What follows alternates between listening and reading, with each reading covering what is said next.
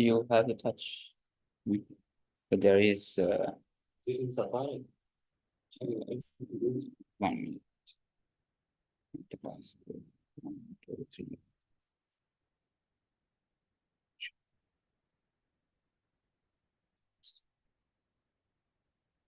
Not one. Let me just finalize it.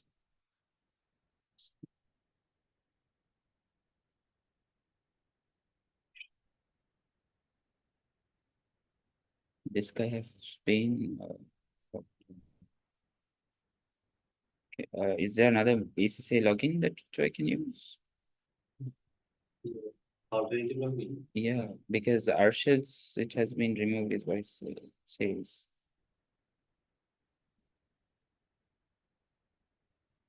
Login. Chrome? Yeah. In the Chrome it's not working. Check once again.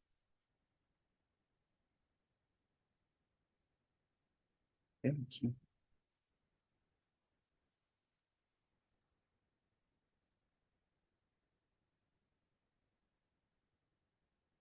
The problem with the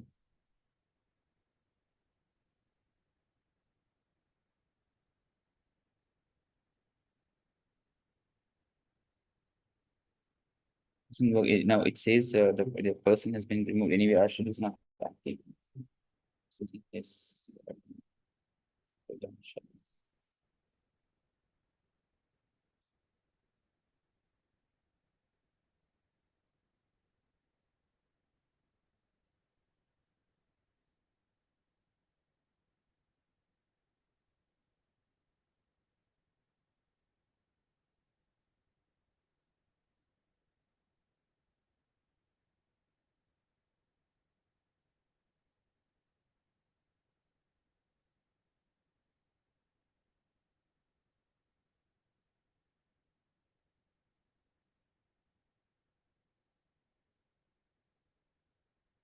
Just wait. 6, 8, 5, 6, 8, 7.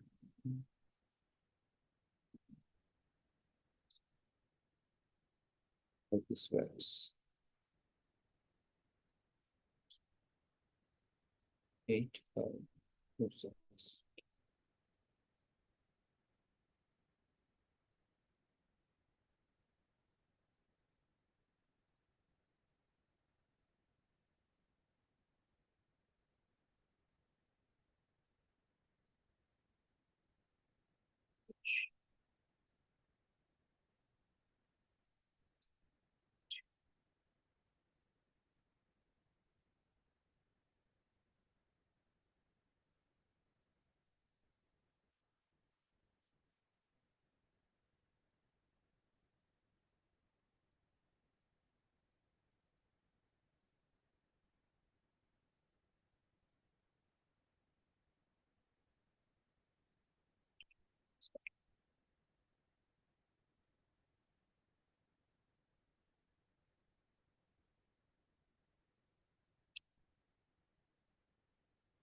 Wrong with the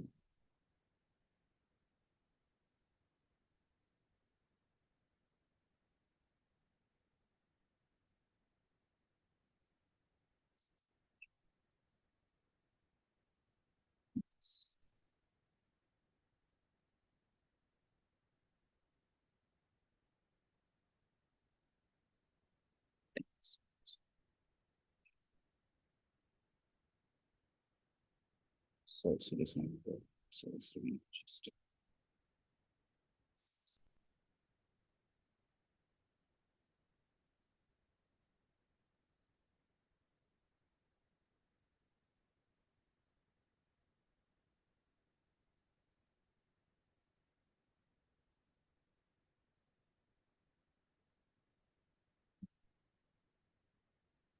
so do we have a login that I can use?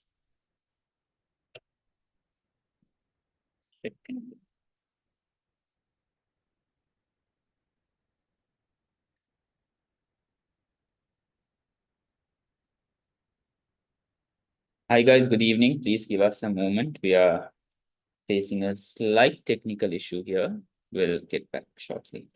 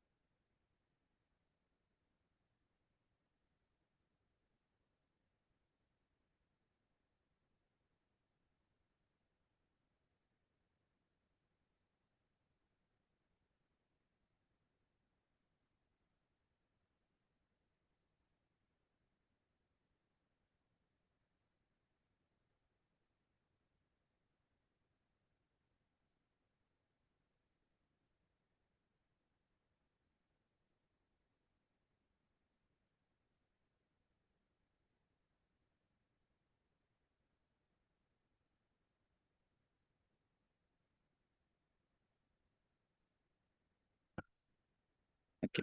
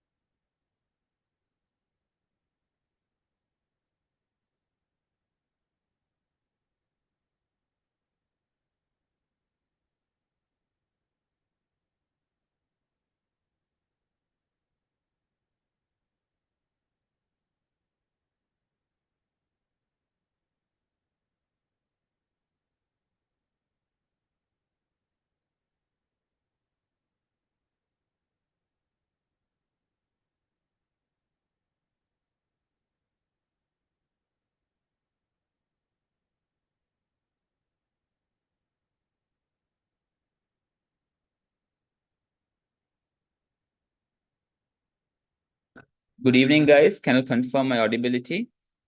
Guys online, can you confirm my audibility?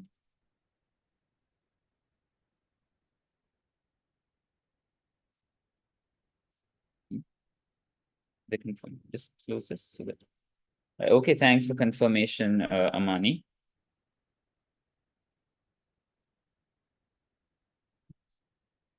Good evening, guys. Can you confirm my audibility?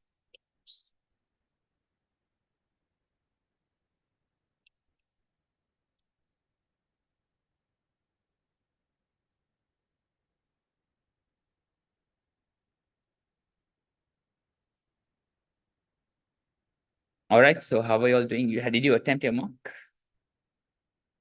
Huh? Partly. Okay. What sections did you attempt? Amani, did you attempt the pre-mock? Because I delayed the discussion because I wanted you to attempt it.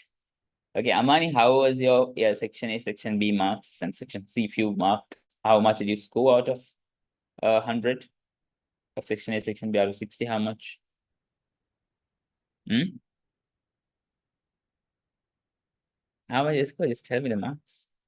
How much did you score? You didn't correct. Okay. Okay, fine. Amani, can you quickly tell me what was your marks? Guys on YouTube, have you attempted the pre-December mock yet, or are you all yet to attempt? Because by this time you all should have attempted. Because today it's just a discussion, so I'm going to give you all the answers. So there'll be no opportunity of attempting on your own, right? Guys on YouTube, you all can use the live chat. You all can tell me. Yeah.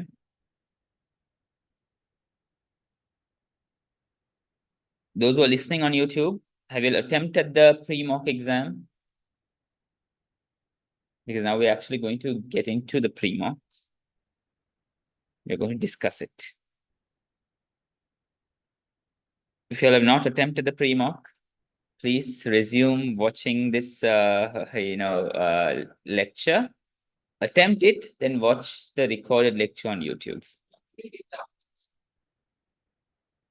I am there now. Give the answers. Answer there, right? At the end, the marking. The other day I taught you that was yeah. There's a way to go and mark. Okay, Amani. Right. Section A, section B, how was your marks there, Amani? Just section A and B.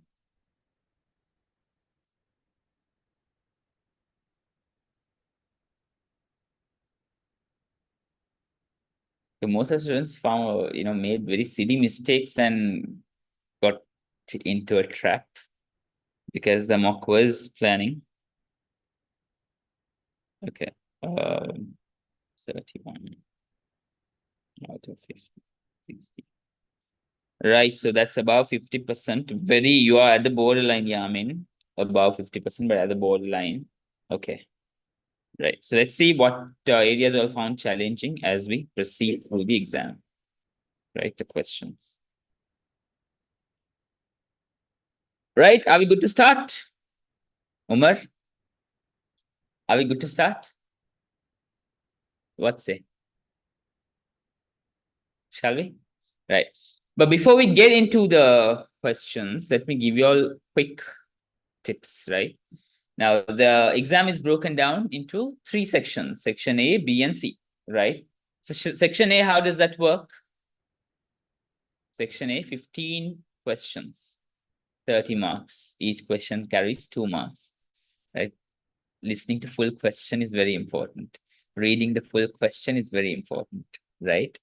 Otherwise, you mistake the dollar signs with numbers, right? And then there is section B. There are going to be 3 cases, each case carrying 5 questions. Again, each question carrying 2 marks each. Okay, that's going to be your section B. And then there is going to be your section C, which will have 2 human marked questions, right? I would call it human marked. Now, section A, section B is not human marked. They are very, I wouldn't say that they are very humane because it's machine marked. So you're not going to, even if you get one option right, one option wrong, there is no 1 mark or half mark. Either you get all the options right or you get 0, right? That's the way it works here. Okay. So when it comes to section C, 220 marks questions, which is going to be a written answer, right? Now, section A and B, you need to be very specific, but remember, section A and B questions are going to be independent of each other, right? Section A, 15 questions are going to be independent. So if you feel like you are struggling at one question, you would know that you will do better at the other question. Section B, it's going to be dependent of the case, but the questions are not going to be dependent of each other, right? First question, second question being dependent on first question, that doesn't work, right? It's going to be independent to each question, but dependent on the case, right? So you have to read the case and understand, but don't go to read the case and understand. First, to read the questions.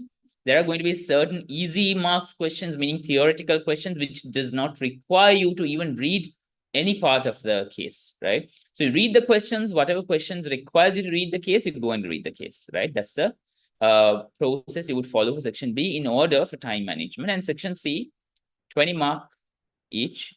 So you need to make sure you achieve proper marks there. Okay. Right. Now, when you take section C, there are going to be certain easy marks. There are going to be certain technical marks. Technical marks are going to be for the notes that they give, right? That you have to work around. But easy marks, just you pull from, the trial balance to your financial statements, right? That's going to be the easy marks, okay? Now, when it comes to the answers, right? How you are going to answer. So objective test questions, remember to answer the questions you know first. Right, objective test questions, you answer the questions you know first. If you get stuck here, let's say you are struggling with this question, you always can come back, go next, or you can go back, flag it, right? You can flag for review, and you can go to the next question, right? If you find this difficult, flag for review, and next question, okay? So likewise, you can answer the questions that you are comfortable with first. Okay, answer the question that you're comfortable. Now, when you look at this navigator, you can see what is incomplete, what is flagged, what is unseen. Yeah, you can always go back from this itself. You can always go, you can go back and forth. Okay, back and forth. Question 4 there. Through navigator, I can go back and forth. So please make use of the practice platform to make yourself familiar to the setup, right? To the practice platform setup. So answer the questions you know first, and then leave more time for calculation questions and answer theory questions quickly, right? So how many minutes do we have to answer the questions? How many minutes do we have? In total, how many minutes do we have? We have 3 hours. So 3 hours meaning 180 minutes. How many marks do we have? 100 marks. So that means 1.8 minute per mark. That criteria you need to remember, right? 1.8 minute per mark. Okay. Now, there are going to be certain questions that might require. Now, if you take MCQ question, 2 marks. So 1.8 into 2 is going to be 3.6. Right? 3.6 minutes per question. Now, there are going to be certain questions that you can answer within a minute. Theory questions. Some questions would require a little bit more time than 3 minutes, like 4 minutes, right? When you're doing a lot of calculations. So always balance the time accordingly. How would you balance? First, you answer the theory questions quickly, then you do the calculation questions.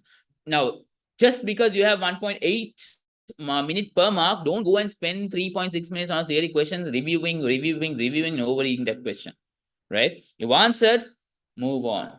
Then when time permits, come back, right? And then answer all the questions. The questions that you know, answer them thoughtfully. The questions that you do not know in section A and section B, make educated guesses, right? By now, you all are educated enough to make educated guesses. There is no tactic 2. You do tactic 2, you count 1, 2, 3, 1, 2, 3, 1, 2, 3. No, that doesn't work here, right? So you need to make educated guesses. How do you make educated guesses? You try to recall the theory that this is relevant to, right? You try to recall the conceptual framework that is relevant, right? Conceptual framework is relevant, right? So if you are struggling to figure out what the theory is or what the standard is, always refer back to conceptual framework and then make an educated guess. Okay, right? If that doesn't work, this would work. That's the educated guess. Second way of educated guess is the elimination method, right? Now we have given four options. They are asking you to select one, right? So you don't understand which one is correct, but you know which ones are wrong, right? You eliminate those wrongs. Then you would have, let's say, 2 remaining, which you are doubtful about. Now in those 2, you have to make an educated guess, okay, which would be right. That is for the questions that you are not aware about, in order not to leave it empty. Meaning answer all the questions. Do not leave any question empty, right? Read the requirements clearly and carefully, right? Section A, read the requirements clearly and carefully. Even pre-mark, most of the questions struggled when they did not read the requirements clearly or carefully, right? So read the requirements clearly and carefully. And then scenario-based OTQ, which is section B. time management is key. Manage time. How would you manage time? By not reading the scenario completely. Only read the scenario where relevant. Okay? Because scenario would have a lot of unwanted information, distractors. You call them distractors, right? If you start reading them and you get the drenched in that story or whatever, and you go on and you start thinking about things that are not even in the question, that's going to waste your time. So read the questions, attempt the question that does not require case knowledge rather than the theory knowledge. Answer those questions. Whatever requires case knowledge, come read the case, and whatever, first you read the question, now you know what questions you require and what sort of information you would want. So when you read the case, now you know, okay, this information is relevant to this question, this information to this question, right? So read all the questions, then you read the case once, and then you answer the questions accordingly, right? And then leave sufficient time for calculation based questions. That's the next tip I would like to give you all for section B questions. Okay, right. So when we come to section C, I'll come back tips for section C. Now let's go and start the questions. Right, so first question said, indicate by clicking on the relevant boxes whether the following statements describing the advantages or disadvantages of IFRS accounting standards are correct or incorrect. Okay, so here you have to select whether those are correct or not. The first one says IFRS accounting standards improve comparability because they must be used by all listed companies worldwide. IFRS accounting standards. Correct or incorrect? Umar? Incorrect. How about you? That's brilliant, Amani. Incorrect. Why incorrect? Not all. All companies do not have to apply IFRS standards. Some countries have their own standards, gaps, right? Which they use. So IFRS is not compulsory to be followed by all the companies. And even if you take the companies, there could be different levels of the company requirements, right? So this is incorrect. Then the next one says IFRS accounting standards facilitate cross-border investment. Correct. Why? When the companies that are following IFRS standards, the investor can make decisions by comparing the companies and making effective decisions. That's correct. Right? Then the next one says IFRS accounting standards are suitable for reporting entities of any size and type.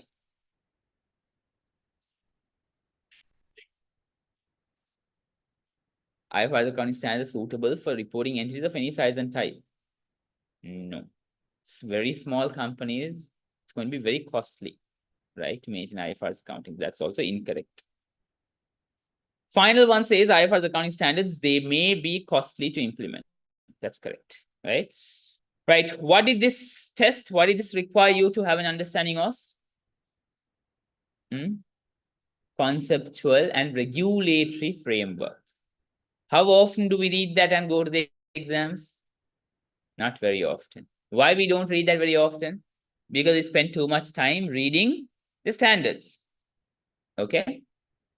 That's the answer. Next question.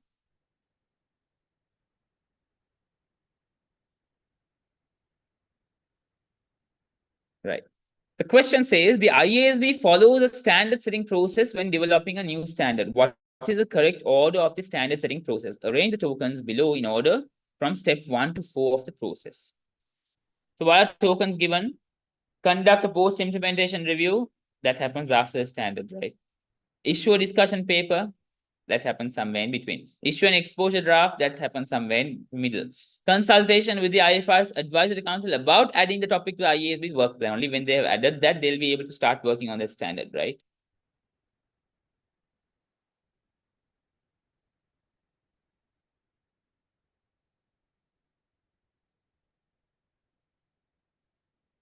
Okay, so first it's going to be, yeah.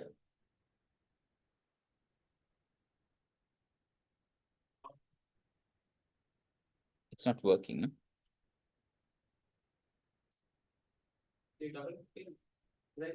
Hmm? No, when I double click and try to drag, it's not coming. Anyway, so what we can do is, let me tell you how the steps would work. Okay. No, it's not working. Let's check if the pen works.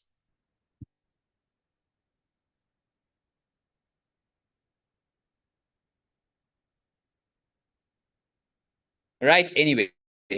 So consultation with the IFRS Advisory Council happens first. Right, this is what happens first. Consultation with the IFRS Advisory Council. Only when they consult, they'll be able to start working on that standard, correct? And then there is going to be a discussion paper before you issue. I mean, what is an exposure draft? Exposure draft is a draft version of the actual standard. When will that happen? Only if things are finalized at some point. So first you release discussion paper, you get comments. After considering those comments only, you release the exposure draft, right? So first you consult, then you issue a discussion paper if relevant, then you issue an exposure draft, and finally you conduct a post-implementation review after implementation of the standard, right? After standards are implemented, that's when the post-implementation review happens to figure out how well the standards have been implemented and what are the challenges in implementing the standards. Okay, now this is not being pulled, so you can do it at your end, right? Then comes the next question, the third question, right? Which two of the following criteria must be met for an asset to be recognized in the financial statements according to the conceptual framework financial reporting? Now, what does this require? This requires an understanding of how assets work, the elements of financial statements under conceptual framework, right? First option says recognition of the asset provides verifiable information. Recognition of the assets provides relevant information. The cost of the asset is capable of reliable measurement. Recognition of the asset provides users with a faithful representation of the assets. It is probable that the asset will generate future economic benefits. Reliable measurement, future economic benefits is the assets definition based on the old conceptual framework. The new conceptual framework does not talk about reliable measurement or future economic benefits. So asset should provide relevant and faithful representation. Those are the two correct answers. What are they? First, you recognition of the asset provides relevant information. The information that is relevant is what is provided when you recognize an asset, right? And it provides users with a faithful representation of the assets, right? So remember, this is a part of the conceptual framework assets definition, right? The information that is useful. How will information become useful? If it is relevant and faithfully represents the asset. All right. The next question, Greco, a company with a 31st December financial year end, decided to sell one of its buildings on 1st of October 2018 and immediately started to market it for sale at its fair value. What's the standard here? What's the standard that's being followed here?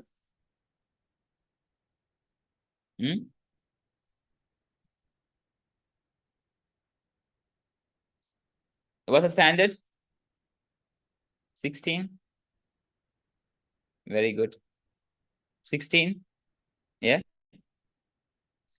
Greco, a company with 31st December financial year, decided to sell one of its building on 1st of October 2018 and immediately started to market it for sale at its fair value. Huh? I 16.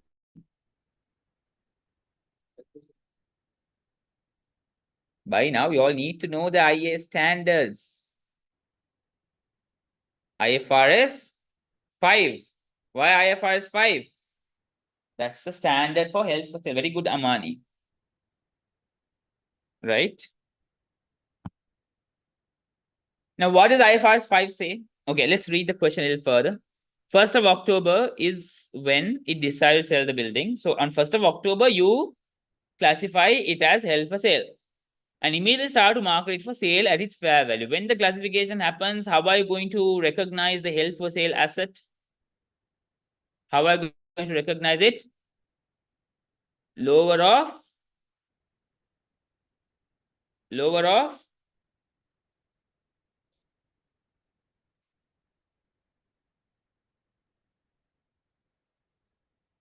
carrying amount and fair value less cost to sell. Okay, carrying amount and fair value less cost to sell. Okay, now I'm a little worried, Umar. Right? Okay. Lower of carrying amount and fair value minus cost to sell. What the question says, a potential buyer has been found to purchase the building in its current condition, meaning the criteria is being met. The building is ready for immediate transfer to the buyer as soon as price negotiations are complete, and the sale is expected to take place early 20X9. The following information is relevant to the building at 31st December 20X8. They've given some figures. There's 500,000, there is 525,000, there is 505,000, and there is 70,000. Okay, those are the figures they've given. At what amount should the building be measured in Greco statement of financial position at 31st December? Look at the date. Right. When was the asset classified as held for sale? On 1st of October. So 1st of October, what was the carrying amount? 500,000. What was the fair value? What was the fair value? 525. What was the cost to sell? 70. So what was fair value less cost to sell? 4.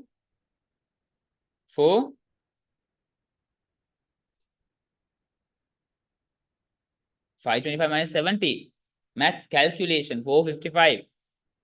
Right? But thankfully, that answer is not there. Thankfully, or not so thankfully, the examiners have not put that answer.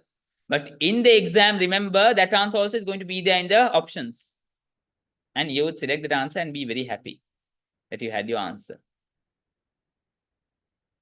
But that would be correct if it was the amount the building may be measured on 31st of 1st of October, when the classification happens. But 31st of December, the fair value is different now. What's the fair value? It's 505.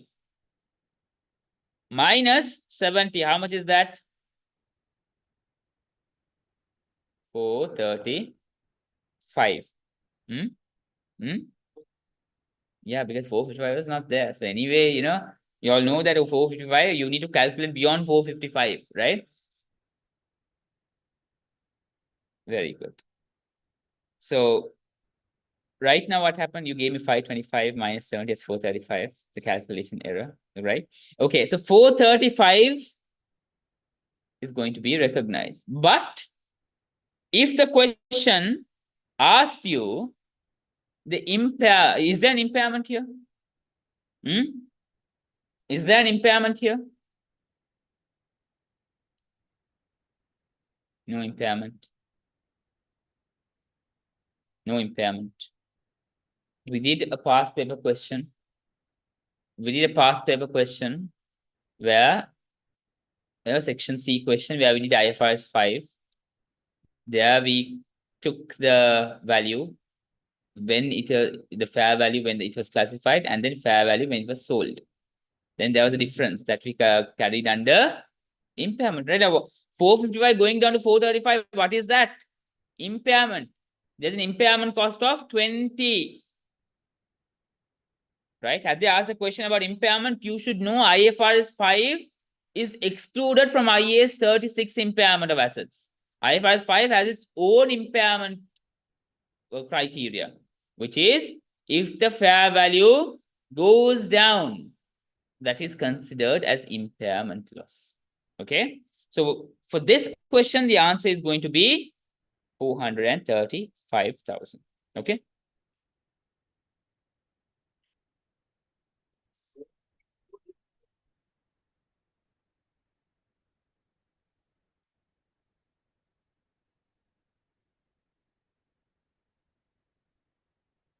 We should consider that, and their impairment would be the difference between what's being sold and the classification. Okay. Right. Next question. Indicate For each of the items listed below, whether the expenditure should be included in the cost of inventory or recognized in profit or loss in accordance with IAS. Now, these are all very simple standards. No, how often do we be prepared with these standards and go to the exam? We don't even touch IAS 2, IAS 41. We don't even touch. Then we go to the exam and we struggle. You know, our answers are going to be wrong. Yeah, that's what happens with these simple standards. So what they are asking, what would go into the cost and what would go under profit or loss? First item, an allocation of fixed production overheads based on normal capacity. Normal capacity, fixed production overheads is included in cost. Okay. What would be in the cost? Direct material. IAS 2 says the cost needs to have direct material, direct labor, and direct overheads, right? So fixed production overheads, allocation based on normal capacity is direct overheads. So that's going to be a part of your cost. Abnormal amounts of wasted materials, abnormal cost is not considered a part of the cost element. It's recognized in profit or loss. Cost of storage after completion of inventories and before sale does not belong to cost. It belongs to profit or loss. Okay. Next question. Tea-Co grows tea bushes on its tea plantation. When the leaves from the bushes have reached maturity, they are picked and then dried using drying equipment. Right? Leaves are picked. Not tea plantation, bushes, right? Not tea bushes. Select the appropriate IFRS accounting standard that should be used to account for each of the components of Tea-Co's tea plantation by matching the correct token to the correct component. Tea bushes. Is that agriculture? No, don't tell me. Umar, tell me. Tea bushes, what's the standard? Property plant equipment, why? Bearer plants, very good. Tea leaves at time of picking? Agriculture, why? After picking, where does it go? Inventory, very good. Drying equipment? Property plant equipment. They've given IS2 to confuse you.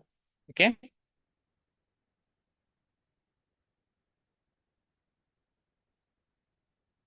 You know why this is not working? Cool, no? Anyway. Right. IAS 41 says there are certain concepts that are introduced, right? There is something called bearer plants. Right? Now, bearer plants is a plant that is used for more than a period. Now, let's say there is a grapevine, right?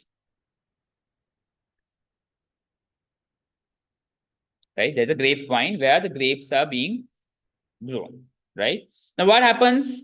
It's these grapes that we are going to pluck, right? These grapes is what we are going to take out. But does it mean that this tree we are going to finish? No, this tree is going to produce more grapes next year, right? So just like machinery is producing or manufacturing products for us, continues to give us the future economic benefits, the tree also allows us to derive future economic benefits, right? Which is why, although it is a plant, still it is considered to be used for more than one period, which is why it's considered under IAS 16 property, plant, and equipment. But at the point of harvest, right, when you are plucking these grapes, right, you will be applying IAS 41. But after you have plucked the grapes, now you are taking the grapes to supermarket, right? Now you're taking these grapes to supermarket. Now let's say you are a grape seller, right? So you send it off to supermarkets. Now that's going to be your inventory. After you've plucked, it's an inventory standard requirements that apply. Okay. Clear? And then whatever you do with the grape, whether you make a grape juice out of it, whether you make a wine out of it, all that is going to be a part of your IS2 inventories. Agricultural produce is what you call them. Okay. So for the question, tea bushes are IAS 16 property plant equipment. Tea leaves at the time of picking is IAS 41. After picking, it becomes IAS 2. Drying equipment is IAS 16. It's an equipment, property plant equipment. Okay, so what does this indicate? Always the tokens are not going to be used only once, right? There'll be possibilities where a token can be used more than once, right? That's what they've indicated here. Now we would believe that, okay, since there are three options, we have to choose three options somewhere, we have to plug them. No. Don't forcefully plug anything that does not fit in, right? If IES, now IES2 is irrelevant here, right? So only tokens that are necessary is IES16 and IES41. Clear?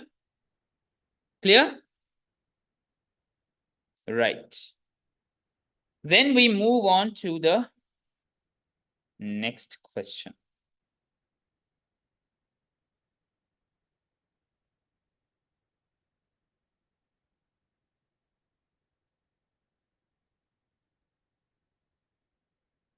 Right.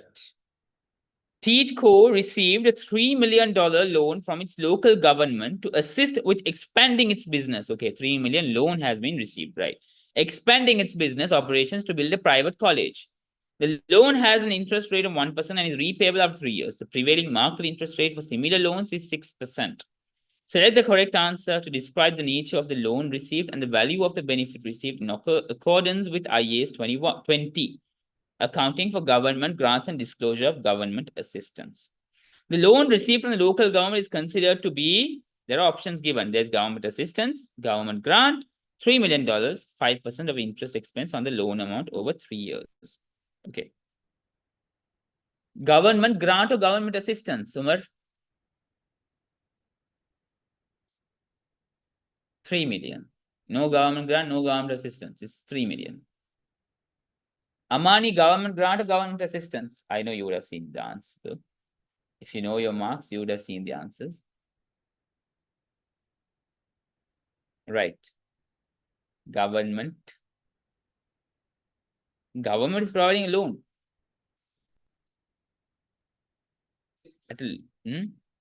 Government assistance at lower than the prevailing market price, right? Now let's understand what would be government grant and what is government assistance. Now, government grant holds a value. Government assistance does not hold a value. Now, if government assistance, it would be government assistance if they would have said, the government has blocked the access to other companies to build a private college, right? So that what happens, that facilitates TeachCo's private college, right? That is a government assistance. Government assistance. Why? There's no value there. Government assistance has no value. Rather, it is something that is done as an assistance. Okay, they have blocked the access to other companies to create private institute. Only TeachCo has that right. Right? So that is government assistance. But government providing cash, monetary value that can be valued, that is known as government grant. That grant has a value. Remember, as per IAS 20, government grant will have a value, government assistance will not have a value.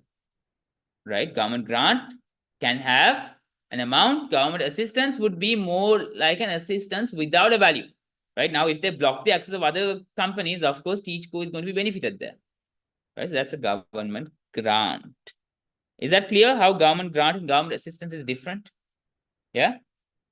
The value of the benefit received from the government, what's the value of the benefit? What's the value of the benefit? Is it 3 million? Anyway, government assistance, government grant is not the value, no. They ask the value.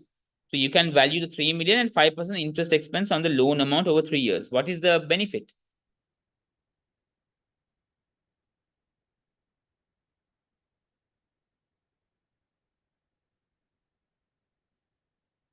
$3 million or 5%? Right. What is the prevailing interest rate? 6%. What is the interest rate that has been given to TeachCo at?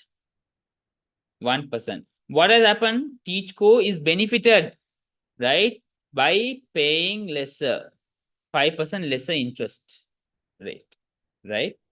Now, this component is what government has provided as a benefit. 3 million is not the benefit. Anyway, you have to return the 3 million. That's a loan. But what's the benefit? It's the difference between the market rate and the rate provided from the government. That's 5%. Clear?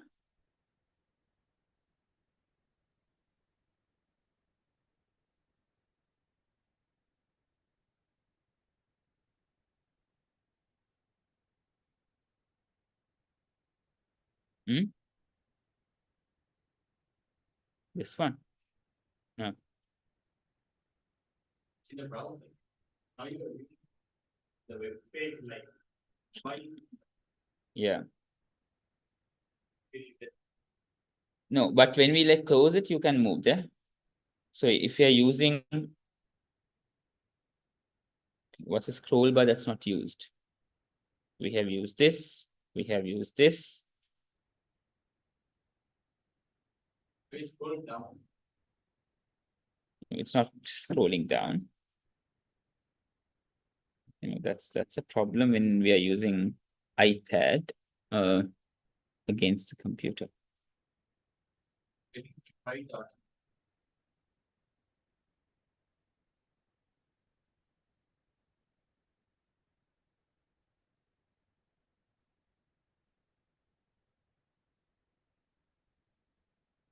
This is an incomplete question. It's not moving further. Go to settings. Okay, guys, just give me a moment. So Amani, to answer your question, it will be recorded as a loan and you'll be paying the interest of 1%, right? So the 5% will be showing as a government grant as well, right? So you'll be showing 1%. The total interest is going to be 6%, but 5% will go as a government grant, right? It's at the interest level where you'll be getting that benefit, okay? Financial statements, a loan is going to be in the usual loan structure and the government assistance as a deferred income, right? 3 years. Exit the 5%. 5%, 6% will be your interest charge. Out of that 5% will be the government grant. The government has given you 5%. Net. It's going to be net, right? You to net it off, right? Yeah.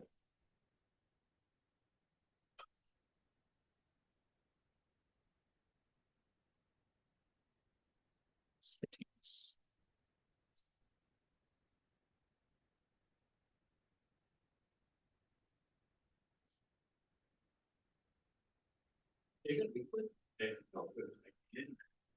Hmm? That's possible. No, even if it loads as in a computer, still that requires it to read. Yeah.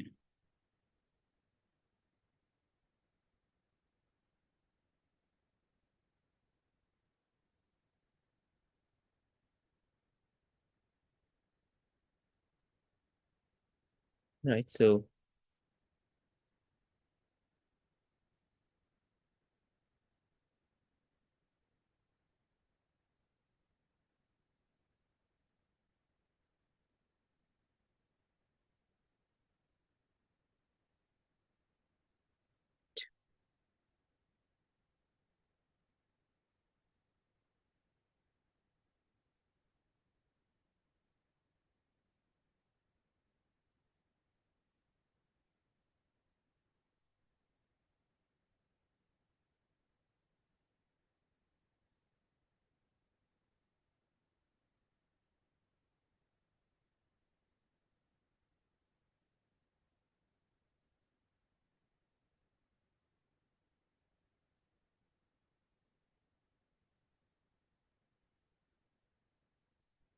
guys, please excuse me. I'll be right back. We're not able to move to the next question due to an issue here.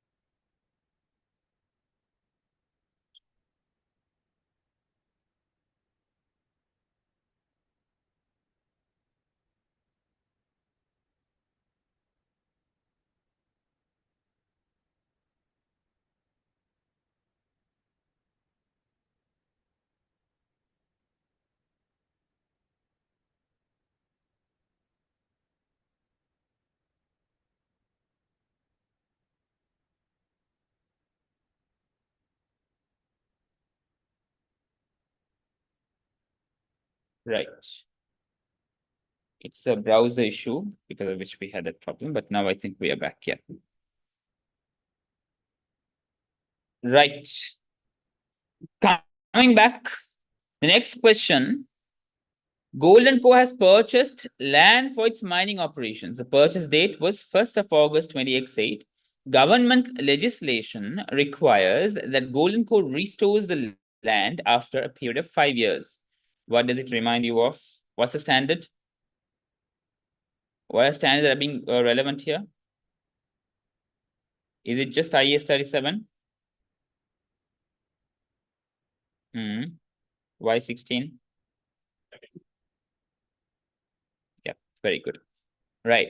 So when they say land and then they talk about the restoration cost, that falls under the category of dismantling. So when you dismantle, you record it as a provision as well as you have to capitalize that. Okay. At 1st of August, the cost to restore the land based on environmental experts' advice is 180,000 and appropriate discount rate is 6%. Gold & Co. has a 31st December year end. Right. The cost to restore the land as at 1st of August based on experts' advice is 180,000. Is that a present value or is that a future value? As at 1st of August. It's a present value, right? And they're told to restore in 5 years.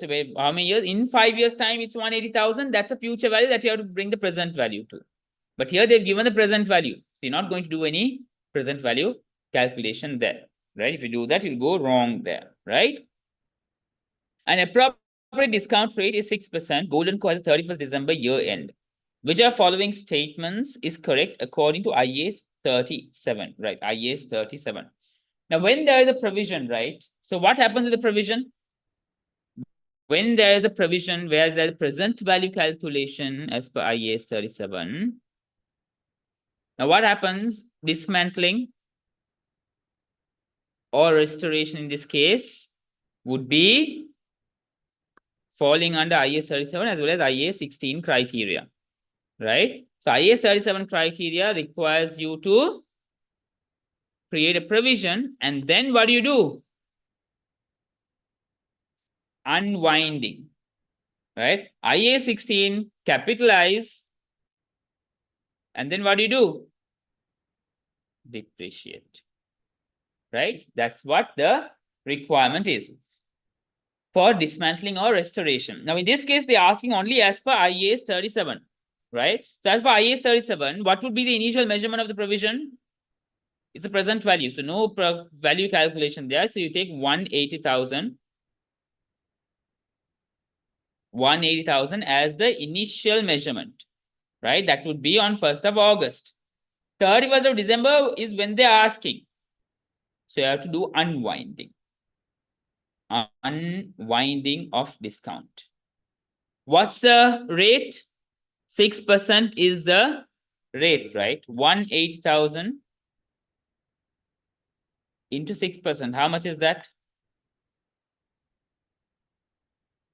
How much is that?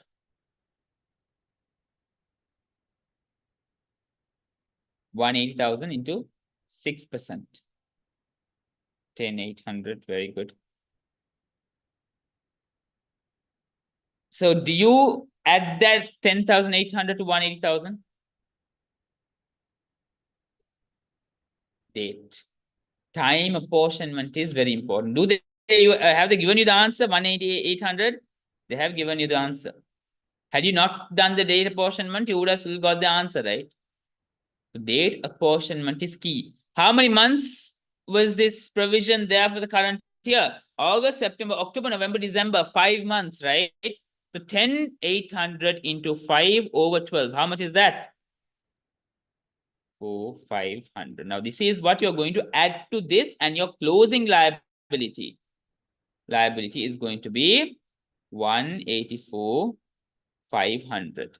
Right? So always remember to create a timeline when there are such questions, and you quickly put the start of the year, 1st of January, end of the year, and then you know that this is where the provision or the restoration calculation came into existence. So what you need to take into consideration? The unwinding cost of this period only.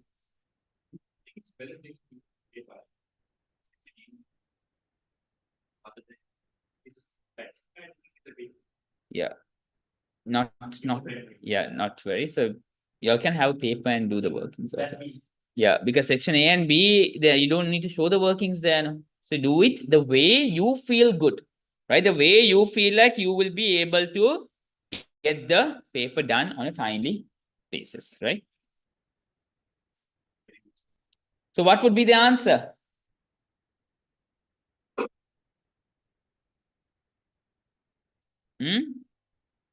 The first question says on 1st of August, Golden Co should recognize there is 19800. Let's ignore that. 19800, let's ignore both of these. Now we know the value is 180,500. Now let's read this.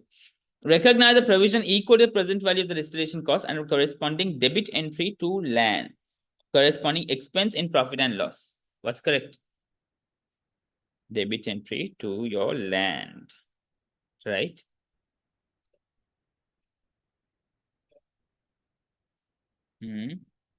Find how to get the other options too. Find out how you get into the other options too, and then figure out. Will you have so much time? Sometimes you have time. Now, sometimes you have time. Are you compromising on a quality answer to your future questions?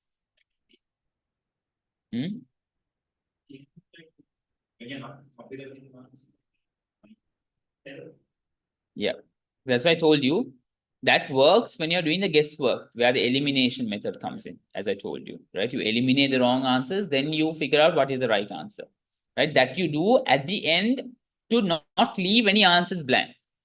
Okay, that's what you do at that point. Okay.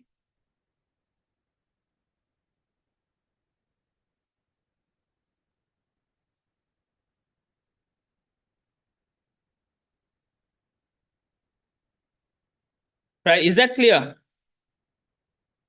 Is that clear? Let's move on to the next question, right? In-Debt Co. issued $20 million convertible loan notes on 1st of July 20X3. Dates. Remember dates, very important. In 5 years' time on 30th June, the holders can choose to redeem the loan note for cash of 20 million or to convert them into a fixed number of ordinary shares. What is this? IFRS 9 convertible. Now, when it comes to convertible, you know that there is going to be a liability element. There is going to be an equity element. Liability element is going to be the present value. Equity is going to be the difference. Liability would be using amortized cost table. Deferred equity remains constant, right? Once it's calculated, that's going to be the equity for throughout the period. But present liability, there's going to be an amortized cost table. What is amortized cost table? Opening liability plus the finance cost minus payments, right? Minus your payments gives you your closing liability. But are you going to make the payments always? Sometimes in advance. So there, but remember the payment percentage and finance cost percentage is different. Why do we do finance cost calculation here? It's a way of unwinding, right? Again, we are unwinding it. This also we call unwinding. Okay, right. Now let's read the question. At 1st of July, the present value of loan notes with similar terms but without a conversion option was 18.97. They've calculated and given us. We don't have much of work to do. They've already calculated for us. Which statement is correct in accordance with IAS 32 financial instruments presentation?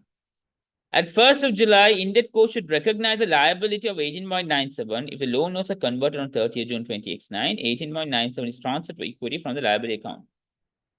Doesn't make sense at all, right? First part is correct. You know, initially you recognize liability of 18.97. That is correct. But the 18.97 transfer to equity, so we eliminate that. At 1st of July, In-Debt Co. should recognize an equity balance of 1.03 correct? Right, 20 minus 8.97, 1.03, that's the equity balance, so that part is correct. This balance subsequently increased to 20 million by 30th June. 1.03, do you unwind equity? No. So it won't increase, that's also wrong. At 1st of July, IndetCo should recognize a liability of 18.97, correct? A finance cost of 1.03 million is recognized over the 5 years, correct? Is that correct? That's correct. Why is the final answer wrong? IndetCo should recognize an equity balance of 20 million. This is eliminated. The loan notes are redeemed for cash. Irrelevant.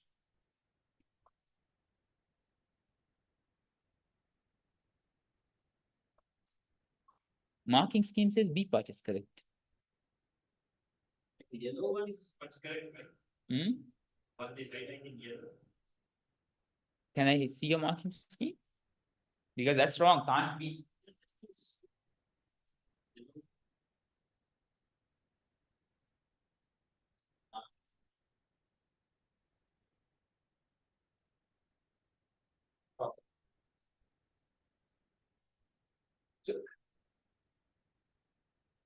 So whoever had B in their marking schemes, wrong, right? B being the answer in the marking scheme is wrong. Don't take that answer as a correct. Correct answer is C, okay? Remember, marking scheme also is human created. Humans can make mistakes, so please trust in your knowledge, right? Trust in your understanding, not on the marking scheme, right? Marking scheme is correct most of the time, but there's a chance it might be wrong. Because does it make sense? It does not at all.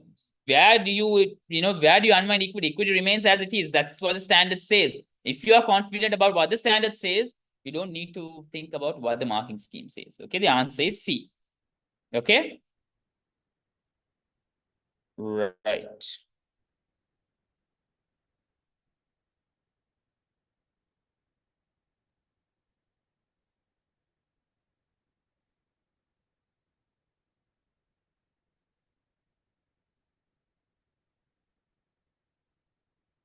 The next question. When they redeem, liability goes off and cash is also going off. Right? 20 million, what happens? 20 million liability is debited, and if they convert, that is practical scenario that is out of your FR syllabus. At this point, don't get confused with that. I'll tell you after you're done with your FR exams. Don't think about that right now. I'll tell that to you after your FR exam is over. For the moment, focus on what is necessary for FR. Don't think about that. Thinking about that is problem. Right. The next question. Now here we come with the associate, right? Parent owns 35% of KidCo. Parent is owning kids 35%, which gives it significant influence. Significant influence meaning an associate. During the current financial reporting period, Parent Co sold inventory to KidCo for 8,000 at a margin of 30%. At year end, the inventory remained unsold. Parent Co has recognized the receivable balance of 8,000 for this sale, and KidCo has recognized the corresponding payables balance. Right. Associate, do you calculate the unrealized profit there and do you eliminate that in full? Only the percentage. Right. Very good. Okay. So what is the profit? 8,000 into 30%. How much is that? 2,400. Have they given that option? Yes, that's given. Right. But is that correct? No, you take 35%. How much is the 35% of 2,400? 840. That is the unrealized profit, right? And the receivable that we have only on second and fourth. First and third is of course gone because the values are different there. Second option says the unrealized profit is 840, correct? And the receivables and payables balance are cancelled in the consolidated financial statements. Do you cancel the associates, receivables, and payables balance? You don't do that. That you do with subsidiary. That's wrong. And the receivable and payable balance are not cancelled. That's correct. All right. Not cancelled is what is correct. Clear? Right. How often do we read about associate and are prepared with associate? We pay so much attention to a subsidiary. Now, what is this mock paper doing to you all? It's asking, testing your unpreparedness, right? This is iterating the importance of the entire content being covered. What do I always keep saying? Especially in the last 5 weeks, what I kept saying over and over again? 100% content coverage, no matter however big, however small that area is, however negligible, however significant that area is, you have to cover that. Okay, and that is what this mock is also bringing out as a message to you. Okay, right. Next one. Fitco owns a 40% shareholding in .co, again an associate, which gives it significant influence.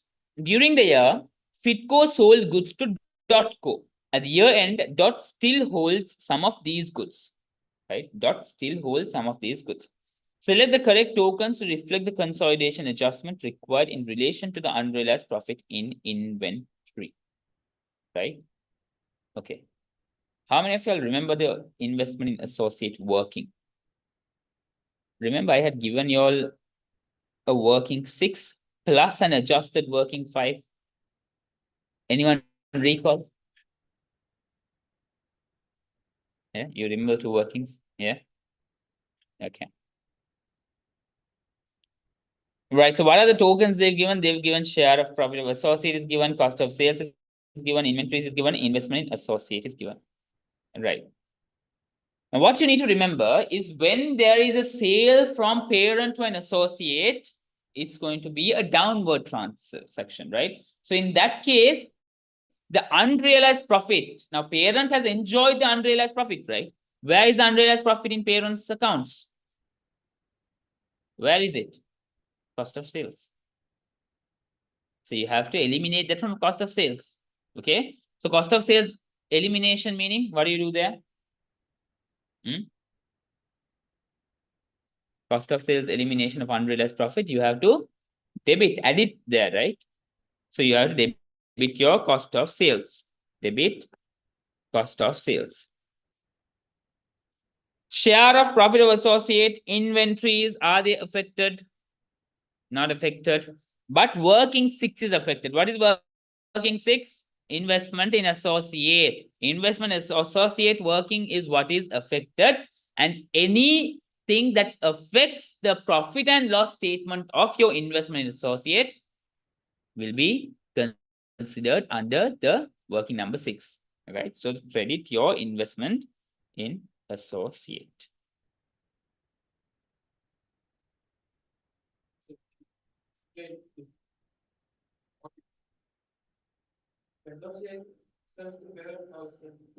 If associate sells to parent, the working 5 adjustment happens, and there is an adjustment that you'll be doing in your investment in associate, right? So what are the workings that are affected when there's an associate involved? The transaction with associate is affecting the working 6 and working 5, the retained earnings and the working 6, right? So that's what needs to be looked at. Okay. It's not actually in the inventory of parent. Yeah, so why it's not there in the inventory? Who has purchased? Associate is purchased.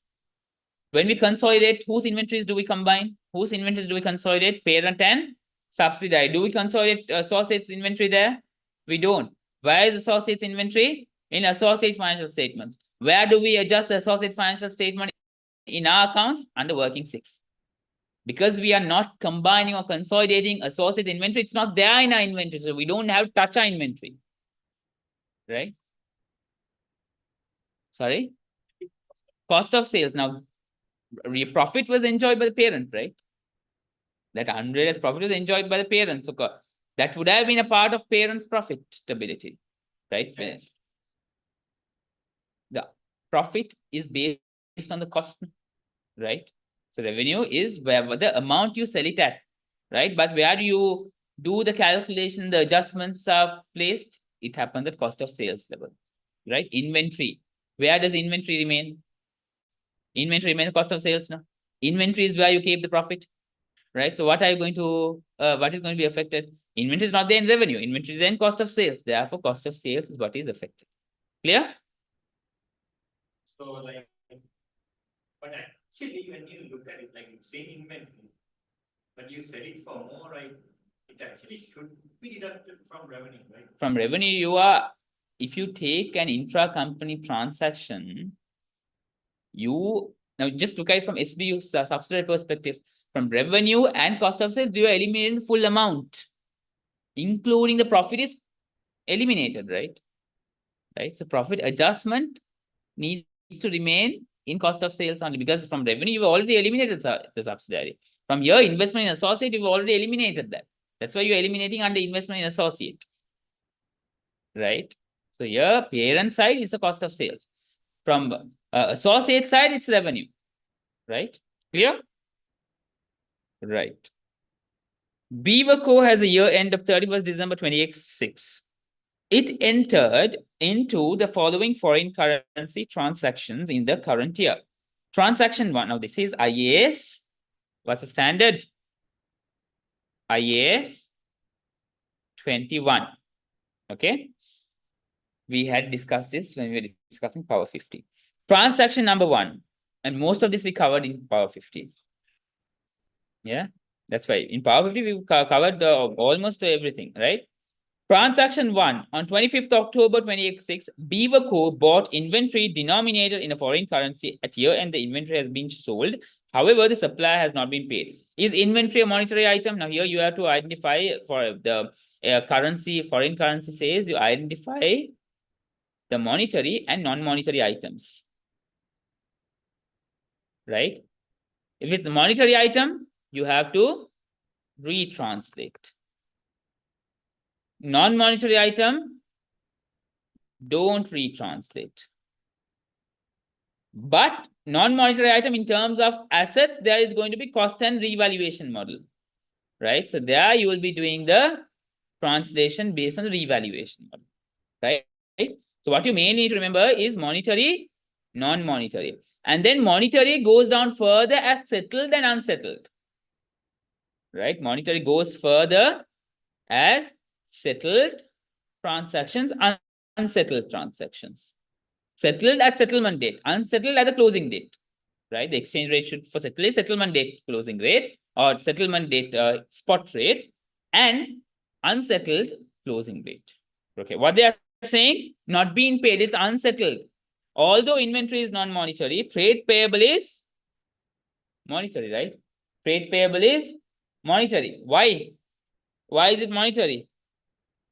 Because it carries a value you're supposed to pay to them, right? So monetary asset is retranslated. Equipment. Okay, second transaction, 1st of July, Beaver Co. purchased equipment to be used in its operations, paying in a foreign currency. The equipment is measured using the cost model and depreciated over useful life of 5 years. Had it been revaluation model, you would have translated. But this is cost model. You do not retranslate. It's a non-monetary asset. And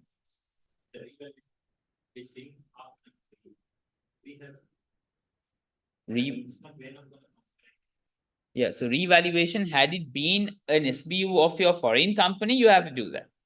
Otherwise, within it happens the normal way. Yeah. Okay, if the revaluation is in foreign currency, then you do the adjustment, right? If not, you will be using the usual currency.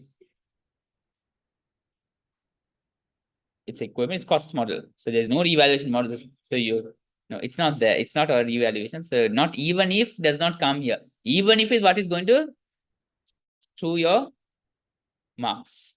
Even if, don't assume, no even ifs here. Okay.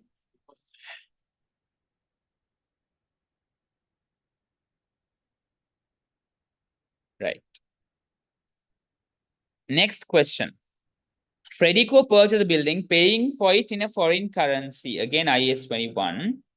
The building was classified as investment property. Okay, now it's a combination of IAS 21 and IAS 40.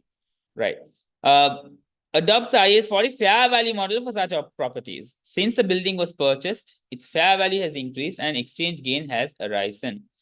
Fair value increased, exchange gain has arisen. Right. Which of following options is correct in accordance with IAS 21? Increase in fair value is there. increase in exchange gain. There's an exchange gain, right? So exchange gain, should it be recorded in P&L or OCI? It follows a standard that the asset follows. IAS 40. IAS 40 says the gains should be recorded in P&L.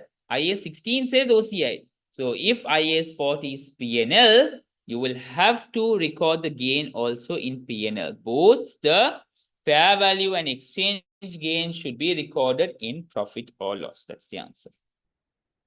Okay? Right? The next question. Thirstico manufactures Quench branded soft drinks. The brand was purchased from a competitor during the current year. Thirstico management believes that the Quench brand will contribute to the net cash flows of the entity indefinitely. Indefinitely, meaning it talks about the useful life. What's the standard? IAS 38. Right? Indefinite useful life. Right. Which of following requirements reflect the correct accounting treatment for the brand? IAS 38 intangible assets. Option 1, amortize the brand over a maximum useful life of 10 years. Irrelevant. Why? It's indefinite useful life. So IAS 38 intangible assets, there is finite useful life, meaning there's a limited useful life. There's infinite or indefinite. There is no definite or defined useful life, right? So when it's finite, you amortize over the useful life. What does IAS 38 say for infinite?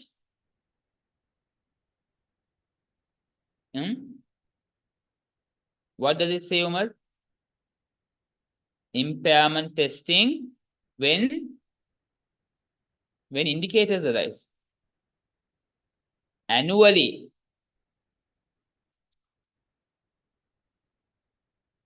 Annual impairment is necessary as well as when the indicators arise. Let's say you are doing an annual impairment, but in a year there is an indication also again that it's impaired further, so you do it there also, right? So the answer is do not amortize the brand, but review the useful life. If there is evidence, no, that's wrong.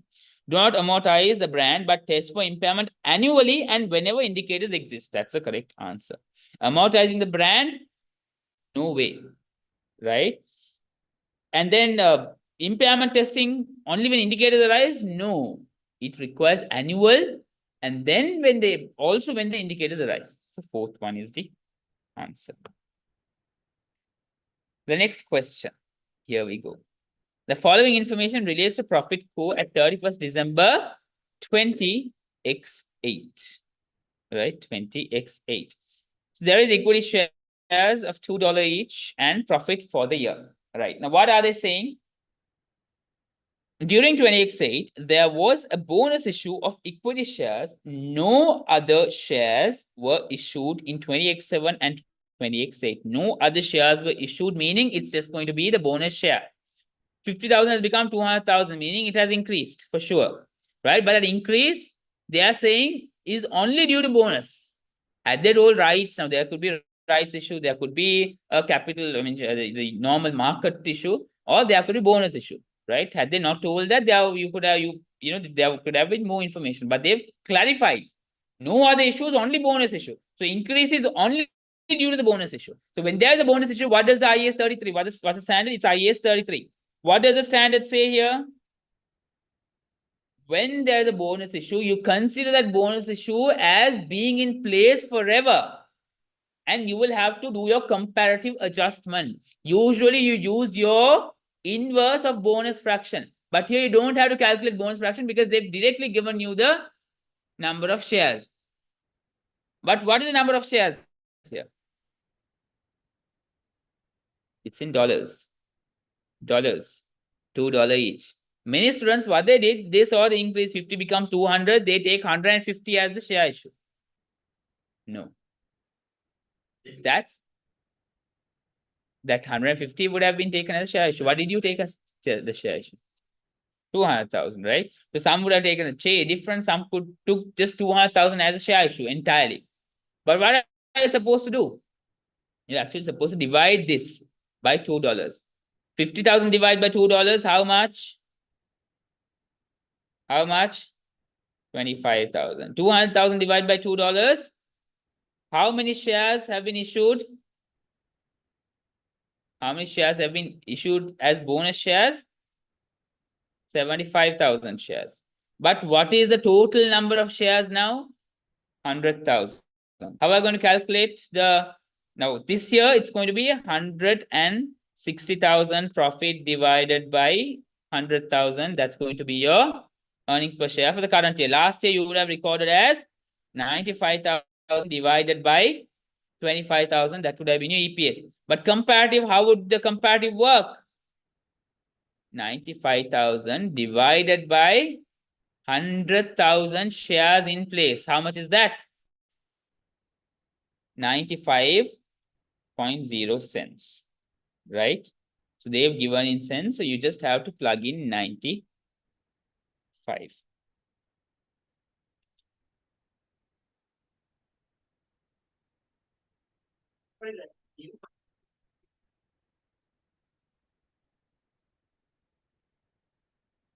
Right. Now, also another tip I would like to give you all for section A. Now, with this, we're done with section A. 95 cents is the answer. Now, when it comes to section A, remember that section A questions will give you the guidance. Do they want it rounded off? Do they want it in decimals? Do they want a whole figure? You have to answer accordingly. Do not use dollar signs. Do not use commas. Just use the full numbers. No commas, no dollar signs, no dollars. Yeah, just 95. 95 because they've already given cents there. So you don't have to show 0.95 cents. That becomes wrong. 95 cents is the answer. Okay. So whatever absolute requirement is of that question, respond to that requirement. Clear? No dollar signs, no commas, just the absolute answer. If they want it round off, round off. If they want it in decimals, decimals. Right? So just look at what the examiner requirement is. Now, in this question, the requirement was number of shares. So you should have divided it by $2 to arrive at number of shares. Okay. You don't need any bonus share, bonus fraction, inverse, nothing is required because they've directly given the question, the requirement. Now, ideally, this paper should have been easier than the usual standard following process. Why? Because everything they are given. There was nothing that you had to do as a working. Everything was more like, a theoretical kind of an answer that you had to give. There was not many calculations you had to perform, right? Because directly they are given. Now, if you take IFRS 9, 20 million was given, 8.97 million is given, you know what the difference is, that's equity, or you know that the difference. So everything was given, most of it was given, right? So this sort of paper should help you all score 100%. I mean, 60 out of 60, right? This comparatively it's easier, just that it's tricky. It's different. So you all don't like surprises. What did we do in the TRD sessions? The revision classes, what did we do? We discussed questions that were unusual, right? Not conservative. Different questions, surprising questions, right? That had the students surprised when they had gone to the exams, right? So what is the key to you all? Don't get surprised. There could be surprises. Some could be favorable surprises, pleasant surprises. Some could be unpleasant. Now, this should have been a pleasant surprise to you all. Why? Because straightforward question paper. Just because it's tricky, you would have found it challenging, but it's actually a straightforward question paper in terms of numbers, a pleasant surprise this is. Okay. So what do I reiterate? 100% content coverage is the key. But today we are at 1st of December. Do we have time if we are not covered content entirely? No, we do not have time to do that. So at this point, what you have to do, you have to just look at the short notes, right? There could be pocket notes, short notes, right? There is a standard summary, right? Whoever requests standard summary, y'all can reach out to me. I can share the standard summary with you all. Just a glance through, right? And even my planner, right? Planner also gives you some indication of different items in that standard. Just have a look at that, right? Planner should have been completed long ago. But just have a look at it, okay?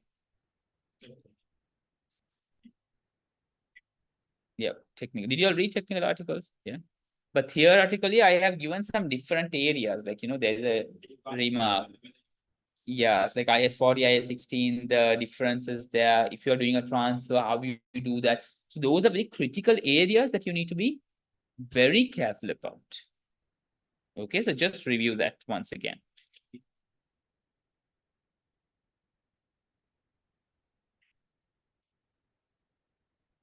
But you've done so once is enough. You don't need to keep doing it over and over again. Then I forgot like. So just revise, have a review when time permits. Don't specifically go there. Okay? Right. Are we good? Shall we move to the section B? The standard summary, IFRS standard summary. Let me show you. I think I should have it here. Before we proceed to section B, let me quickly show you that summary. Whoever wants, they can reach out to me. What's the study document? Study docket or exam docket. Exam docket, you need to take it with you. Huh? If you don't take it with you, you won't be able to sit for the exams. That's like the identity. Yeah, print it out and take it and go. Study dockets, don't keep it and go. Huh? Dockets you would have received on email. If you don't go without the study docket, you will not be entered into the exam hall. Huh? You'll have to open from a laptop. Yeah, so you can open from laptop and even print in PDF, right? Guys, remember, good time I'll ask that question. Since those who are going for an exam for the very first time, keep an eye on your email. There will be exam docket that would have been released. Okay, exam docket. Remember, don't go to the exam hall without the docket. If you go without the docket, you will be coming back empty-handed. You take a printout and go. And keep an identity card also. Take a passport or NIC. Yeah, that also works as far as there's an identity. Right? Just go a little bit more pleasantly and professional. Don't go with shorts and skinnies, and that's not how you put the exam. You are a professional accountant. Be like that, right? Yeah, it's good, right? If you're tucking, people see you as a professional person, and you don't have to even wear the blazers and go. That's also too much. Don't do that. Just be the most professional self that makes others look at you from a very reputational perspective, and you also feel good when you are wearing good clothes, when you are well dressed, you feel more confident also. Okay? That's up to you. That's your choice. Yes, that's your choice. You don't need to tuck in. Be comfortable and do the exams, right? You can go with slippers also. Now, if you ask me, I always used shoes to go to the exam, right? So shoes is nice, professional. But if you feel comfortable with slippers, go with slippers. There is no. There's going to be AC, so it will be cold. It's going to be a computer-based exam. If possible, just take earbuds and go. Plain earbuds, earplugs. Yeah. Yeah, airport, you get those, but don't take, wires. Wires are not allowed. Calculator is allowed without the lid. But take earplugs with you all if you all find it difficult to concentrate when there's a lot of sound around. Because there's going to be constant tuck, tuck, tuck, tuck, tuck, tuck. Yeah. Because there'll be professional level students also doing exams with you all. FR will have SPR students with you all. PM, you all will have APM students with you all. And SPR, APM is completely about typing. They'll be consistently from the get-go, they'll start typing until the end, you'll be typing. Earplugs. Yes, Mervin, you can take the usual scientific calculator. Let me show you. Which type of calculator?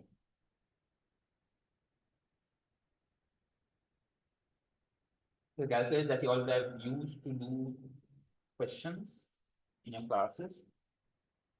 So this, but always you'll have to go without the lid, right? This lid needs to be removed. Only this part, the calculator, can be taken, right? Watches, you can't wear digital watches. You can wear analog watches, but that also there'll be some struggle.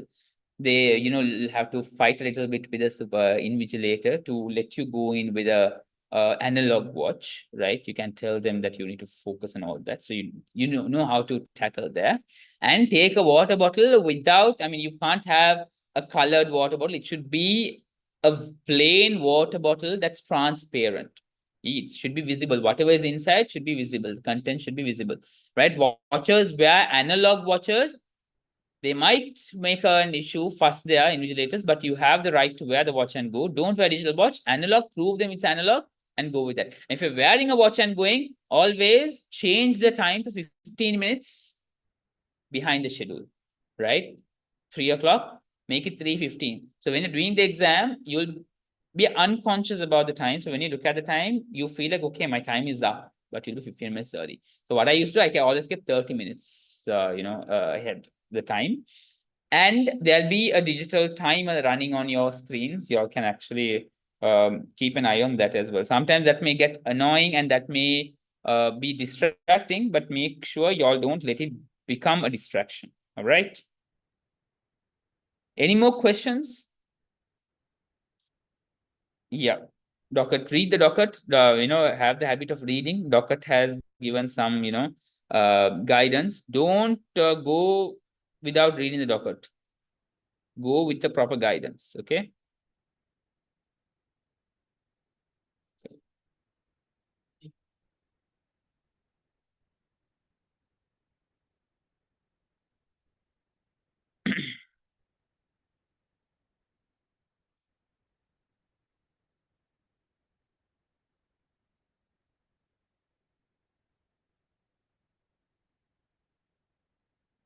give me a second, guys. I'm trying to share the summary. Just take you all through the summary rather.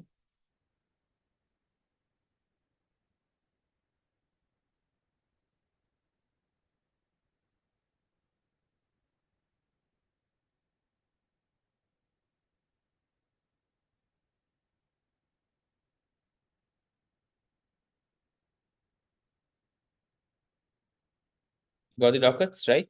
Guys, please make sure you all have the dockets in your hands. Don't forget to take the dockets with you all. That's going to be a big problem. You all will not be entering the exam. Please take the docket and go, okay?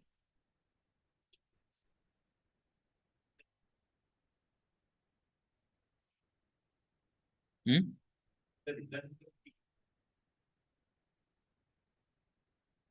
Nothing reflects the actual papers. Actual paper is going to be different, but this would be a guidance to you all, right?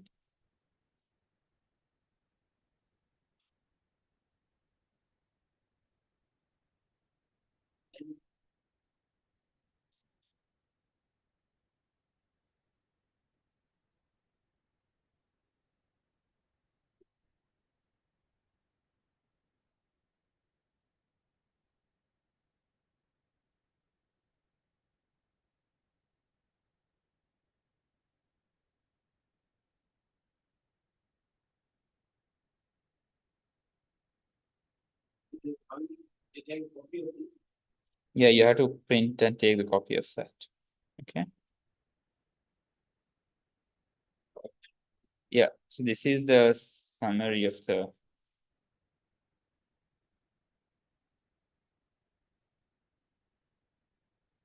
So this is the standard summaries. I had taken y'all throughout this in the first class itself. I assuming I have forgotten that. Anyway, right? So I've given the objective, definitions, recognition, measurement, presentation, disclosure, calculation method, and elements that make up the cost.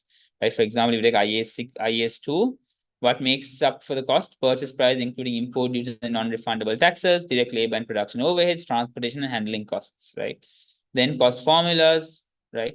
Likewise, if you go down, the IAS 16 purchase price directly attributable cost could be installation, testing, borrowing, and any initial estimated dismantling cost, right? So likewise, this is for all the standards that are relevant. So it's just a snippet I've created. It's not like a very detailed file. Yes, it's just to have a glance through. quickly go through that standard. Okay. Right. So here, for example, basic EPS, then there's diluted EPS, adjusted potential ordinary shares. So things like that. So it's a very summarized version. This is not a very, very detailed. It's a concise and just a glance through.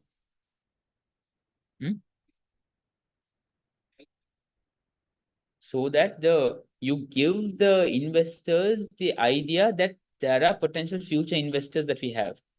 So if you are willing to become an investor, you have to be ready for more investors to come in as well, because they have the rights to become investors.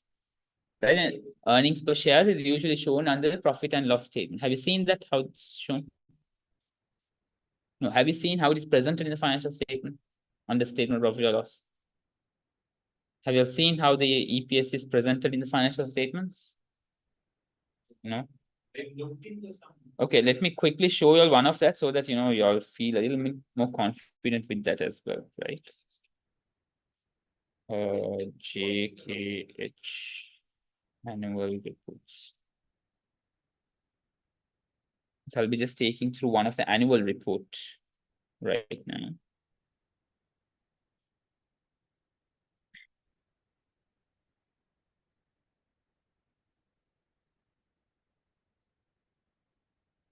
So just to show you how an EPS figure is presented in financial statements, right? But that's not something that you'll be required to do, but good to know in case what if they ask you. So it's shown in profit or loss under profit, and all the component income, you show it below. EPS, yeah, could be, because the investor ratio, all the investor EPS, PE ratio, and what else? Dividend yield and dividend cover. Part A is the ratio, even with requirement, the section Part A requirement doesn't ask for, like, say, the investor ratios. We could regulate it in Part A. If Part A does not require, why would you go? Yeah. Part B, like, You mean the section C questions? All right, okay. Yeah, always. When you are giving interpretation, you can give additional. Huh?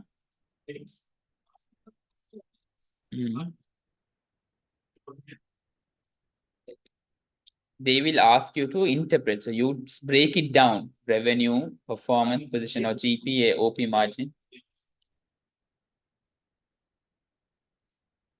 Okay. Let's come to the section C and discuss that. Give me a moment. I'm too distracted. the meaning of the standard. Interpret the meaning of Next, the standard. Ratio. Okay. same of the ratio, right? That's a ratio, not a standard. Yeah. Here you go. This is how it's presented. Okay. Now, this is a profit or loss income statement. There you see attributable to. Then below that, there are items: earnings per share, basic, diluted, and dividend per share. Yeah, that's this company, because they don't have potential shareholders as much, right? So y'all can actually, if y'all want a practical idea about how financial statements look like, just read our annual report, right?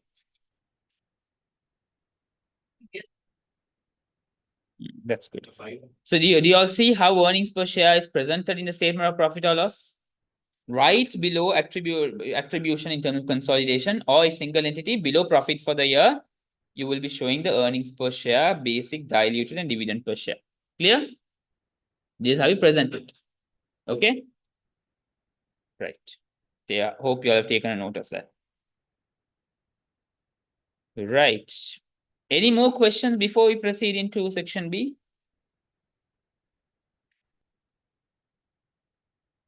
Do you have any questions? Amani, do you have any questions before we proceed into section B?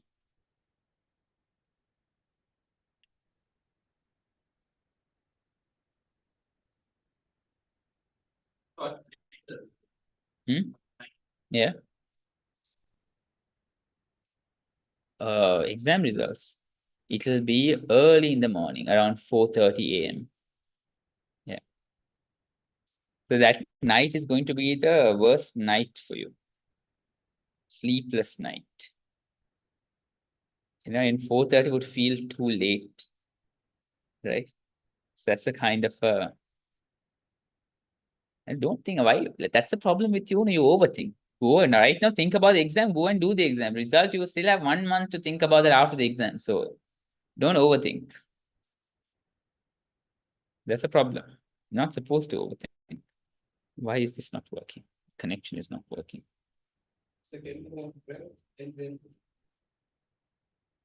No, we'll do section B, then we'll take a break, then we'll do section C. Okay. Until it is loading.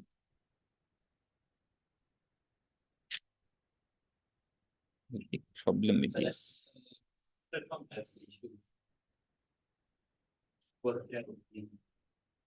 So it's taking time. It doesn't take time. It's not going to load time. But it just loaded. No, we It's loaded. we just did in practice platform. Wow.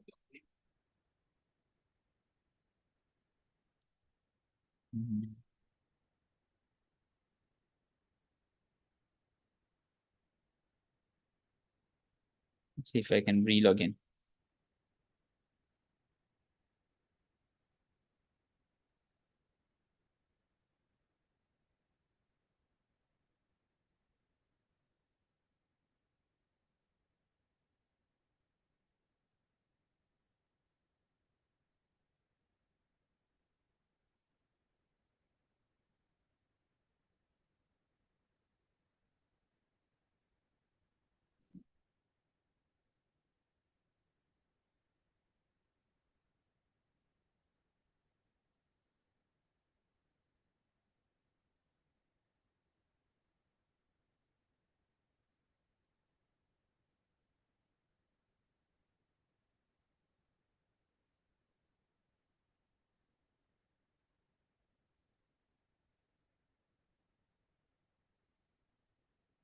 Right, I think now it should load, hopefully.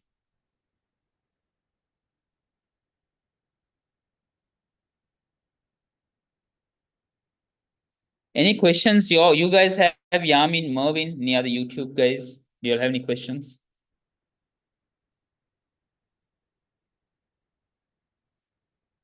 So there's some other technical issues that we can't avoid, right? These unavoidable technical issues. Hmm? He's doing in March.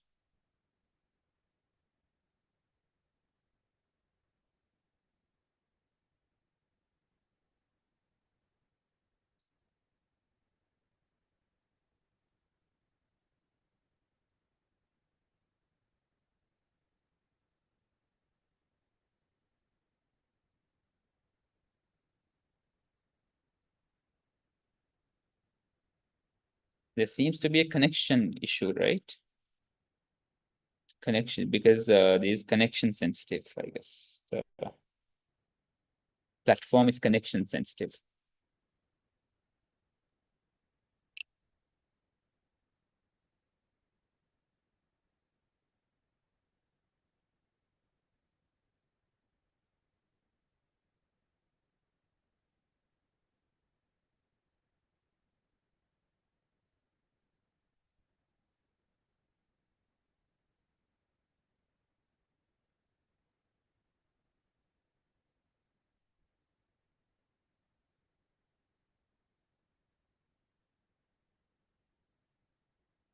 Right.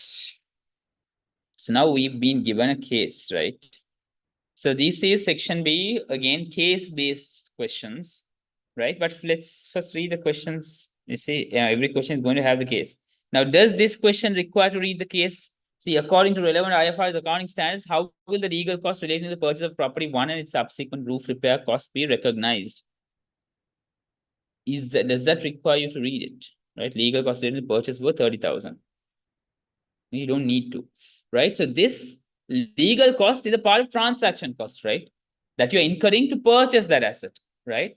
So what does the property plant in what's a property? I mean, whatever the standard of IFRS standards are, when it comes to non-current asset, what consists the cost? What you know, stuff, what comprises? What is the composition of the cost? It includes all the directly attributable cost, including the transaction cost. Right? Legal cost incurred here, the transaction cost, right? Okay. So legal cost should be included as part of the initial measurement of the buildings, and the roof repairs cost should be recognized as an expense in profit or loss. Right. That's correct. That's the correct answer. Why? Legal cost, initial measurement, capitalizing. And roof repair cost is not an asset. Why? This one, legal cost relating to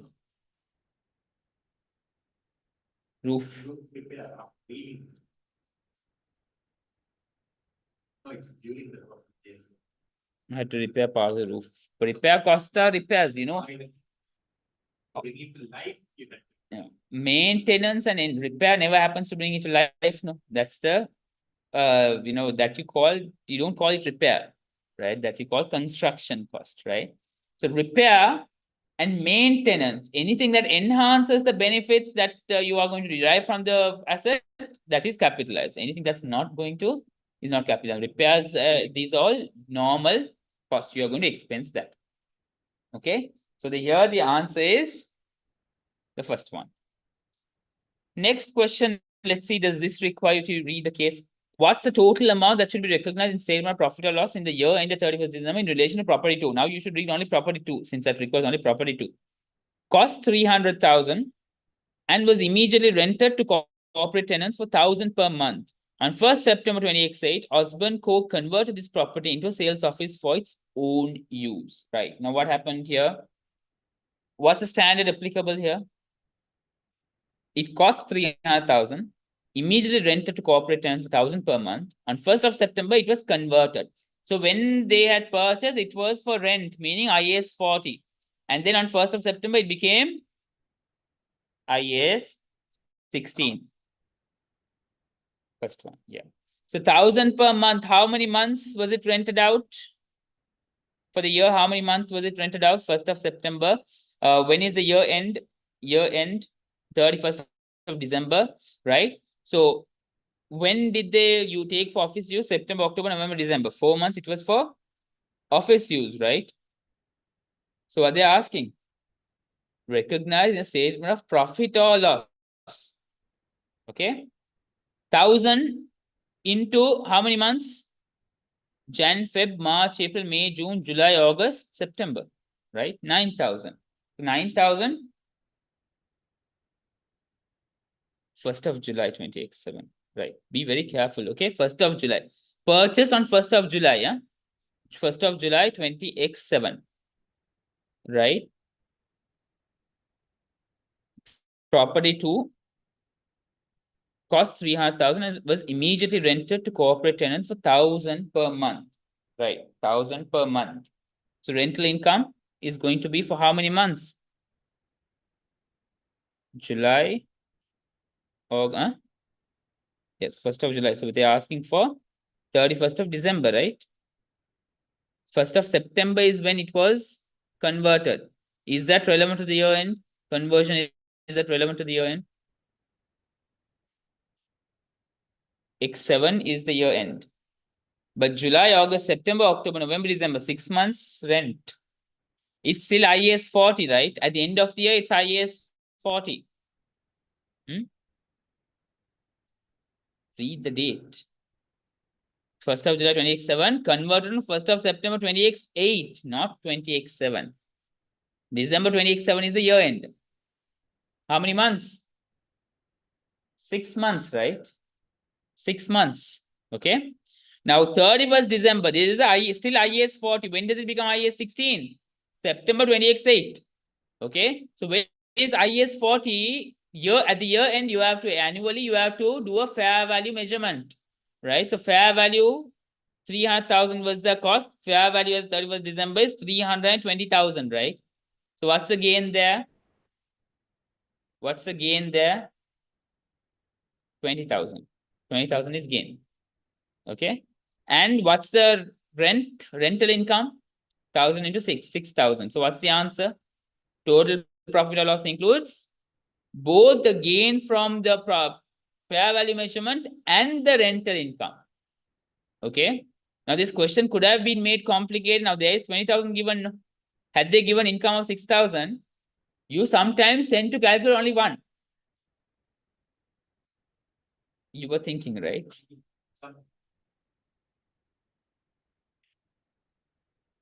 Right. So remember, whenever they ask you to respond to profit or loss statement recognition, take the overall requirement of profit or loss. All that is relevant to profit or loss needs to be taken into consideration. In this case, there are two items. One is the rental income, one is the gain on fair value measurement. Both of them are profit and loss items, and you need to consider both of those. This I have reiterated when I was talking about the unwinding cost and depreciation of the dismantling cost of an asset. When they ask you profit or loss, you have to calculate both and give the answer, right? Question can give you unwinding cost answer separately, depreciation cost separately, and a combined cost also. If you fail to calculate one or both of them, even if you calculate one, there's going to be an answer. So you have to be very clear that all what is relevant to profit or loss from that particular item needs to be considered. In this case, rental income of 6,000 and 20,000 of fair value gain. Okay. There's no logic. Right? No one is going to choose that unless the person who chooses is absolutely clueless and making 32 guesses. Okay. Yeah. Right. Moving to the next question. The question says, arrange the tokens in the correct order. According to relevant IFRS accounting standards, what are the accounting steps that should be taken to correctly recognize the accounting conversion property 2 into a sales office on 1st of September 2018? Now, again, does this require to read the case? No, you don't need to. In my planner, I had given this particularly, right? Transfer, right? IAS 16, IAS 40, transfer. How are you going to adjust that? Right? First, you have to always recalculate it to the fair value, right? You measure it at fair value first, and then you do the transfer, right? And after transfer, you do the depreciation. Why? At fair value, you don't do depreciation. IAS 40 at fair value, don't depreciate. But IAS 16, cost revaluation, depreciate both, right? So IAS 40 only cost depreciation, right? So first you measure the property at its fair value. That's step number 1. Then you transfer the property between non-current asset classification and statement of financial position. You convert from IAS 4 to IAS 16, and then you start depreciating the asset. So that's going to be the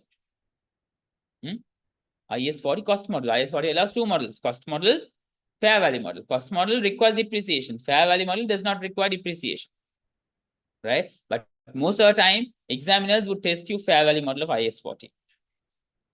Yeah. But if they give cost model, you'll be surprised. You'll be like, oh, is there a cost model in IAS 40? I didn't know that. That's always be prepared. Very good, Umar, for asking that question. Clear? First, you measure the property at fair value, then you do the transfer, then you start applying whatever the other standard requires you to do. Here, in this case, IAS 16 requires depreciate, so you start doing that. Again, out of 3 questions, only 1 question required to read the case. 2 questions you could have answered without reading the case. Okay. Next question. Which statement best describes the accounting treatment? No, measure it fair value first, then you transfer, then you depreciate. Right? Which statement best describes the accounting treatment that should be applied to the decrease in fair value of property 1 in the year ended 31st December 2018? Okay, now we need to read the property 1. Okay. Property 1 cost 900,000 and was used by Osborne as a head office. Legal costs relating to the purchase were 30,000. During the course of the year ended 31st December 2087, Osborne Co. had to repair part of the roof at a cost of 2,000. 31st December, the value is 925. 31st December 2028, the value is 895,000. So they are asking for 31st December 2028. There is a fair value downgrade, right? There's a fair value downgrade. Okay. So what you need to look at is there's an upgrade, there's a downgrade. Okay. So in this case, you will be taking into consideration that the decrease for a previously revalued asset, right? If there was, now, if there was revalued upwards, you will be revaluing downward and removing the other component income component first. Then any excess goes to profit or loss. If there was previously a loss, you have to reverse from P&L up to the loss, and then the excess you record in other comprehensive income. That is what the requirement is, right? So here the answer would be the decrease is recognized in other comprehensive income to the extent that a revaluation surplus exists for property 1 and thereafter in profit or loss, right? That's the correct answer. Okay. The decrease is recognized in other comprehensive income to the extent that a revaluation surplus exists for property 1 and thereafter in profit or loss.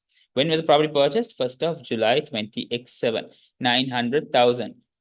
What's the total capitalization amount there? Just for knowledge purpose, 930,000. But here it's 925,000 on 31st of December. Is it a revaluation surplus or revaluation loss? Loss? Who will depreciate the property? Who will depreciate the property? Depreciate cost against 31st December, then there'll be a revaluation surplus, right? Otherwise, if it was revaluation loss and there was a further loss, then you don't even have to think about it. You can just decrease in recognizing profit or loss, right? Why are we choosing option 3? Because there has been a revaluation surplus in the past, right? How many years? The property, owner occupied property is 20-year useful life.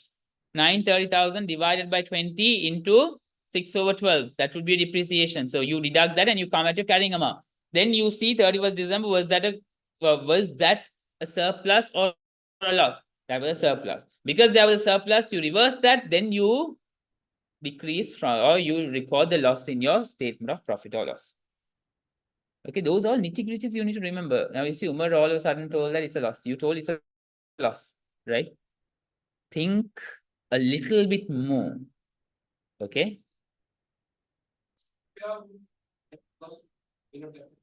That's an expense, right? That's not a capitalization expense. Clear? Right. The final question of Osborne. Which are following properties which are also held by Osborne Co. should not be recognized as an investment property? Does this require to read the case? No. You see, you don't need to read the case for everything, right? Read the case only for what is relevant, right? Read. Then I came back and then changed the answer and got it. Very good. Right. So which are following properties which are also held by Osborne Co. should not be recognized as an investment property? First property is Red House, which is an apartment block occupied by Osborne Co. employees, all of whom pay market rents. Employees, if the property is occupied by employees, that you will not be considering as investment property. That will be considered as IAS 16, property in use of business operations. Blue Tower, that is not investment property. We know that's the answer. Why are the other three not the answers? Blue Tower, which Osborne Co. rents from an unrelated party and sublets to corporate tenants. So it's a lease, right? Right of use asset that you are subletting or giving on rent. That's also an investment property. Green Palace, which is land held for an undetermined future use, investment property. Black Center, which is a shopping center led to retailers. Osborne Co. provides maintenance and security services to tenants. Although now maintenance and security services are going to be insignificant costs, right? As far as it's not significant, that also will be an investment property. You read what is. That's a problem. Read the questions very clearly. When there is not, answer for what is not. When there is yes, answer what is yes. Some questions could ask you to select two, so select two. Don't select one. They'll tell you, select two of what is right. So select two. Not, select not. Yes, select yes. So please read the questions carefully. Right. It's a right of use asset, right? That's your own. That's a lease, IFRS 16, right? Okay. First one, employees. Employees paying you rent. If it is, their employees are considered part of the business, right? Okay. Right. In accordance with IFRS 3 business combination, the consideration transfer to acquire the 85% equity shareholding in Dimlico is now consideration transferred. When they ask you this question, what should come to your mind? Consideration can be cash, it can be non-cash. Non-cash to share exchange. Let's read the requirement and see whether was it just cash or whether there was a non-cash component as well. Right? Contingent consideration or deferred consideration. What all has been there. Berlico acquired 85% of Dimlico's 250,000 shares on 1st of January 2087 for 1.45 million cash payable immediately. So there is a cash component of 1,450. And a share for share exchange in which one Britlico share was exchanged for every two acquired in Dimlico. The market price of Britlico share on 1st of July was 15 and Dimlico was 8. Who is the parent here? Britli. Dimli is the subsidiary. Just because Britli is the parent, you will be using the share price of the parent to do the share for share exchange valuation. Because parent is giving their shares to the subsidiaries. So you will have to calculate parent share price, right? Not subsidiaries. Yeah. So how do you do share exchange? What's the percentage? 85%. How many shares? 250,000 shares. 85% into 250,000 into one share for every two shares. So into 1/2 into parents' share price of 15. That's going to be a second component, non-cash components.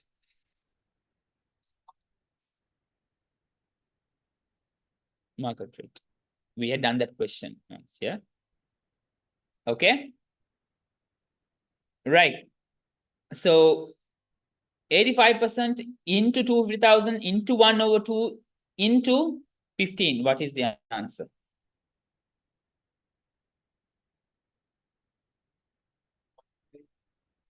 1,592,750. What's the total? 1,450 and 1,592,750.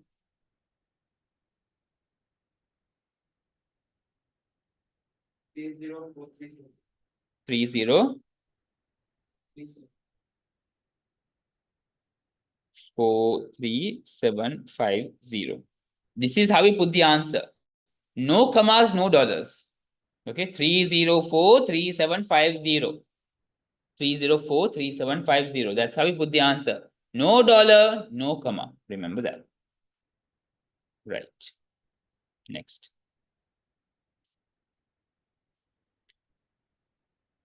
In accordance with IFRS 3 business combinations, what is the fair value of the identifiable assets acquired and liabilities assumed on the acquisition of Dimlico? Now we need to read what the fair value changes were. The carrying amounts of all recognized assets and liabilities of Dimlico were considered to be equal to their fair value at this date. Okay, now let's do a quick split.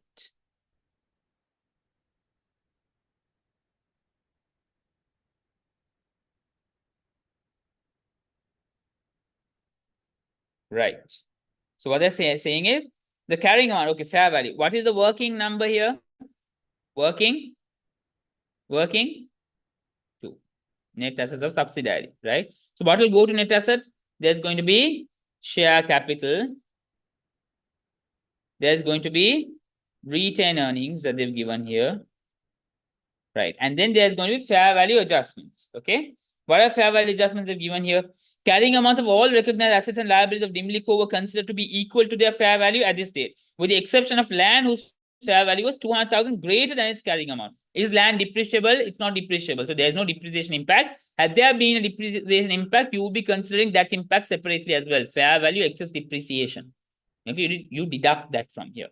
Okay, post acquisition period. Fair value adjustment of land. Okay, so this is going to be 1,2,650,000 and fair value adjustment on land is going to be 200. Further, in its separate financial statements, Dimlico had not recognized the provision for present obligation of 140,000 that had only a 30% likelihood of being settled. This had a fair value of 90,000 at 31st December 20x8. The matter to which the present obligation related had not been resolved. They are asking the fair value, right? Let's come back to that. Contingent liability. IAS 37 says in separate financial statements, you are not going to present the contingent liabilities in the financial statements. Rather, you're going to disclose through notes. But what does the acquisition part say? Do you all have access to my study planner? Do you all have access to my study planner? Yeah.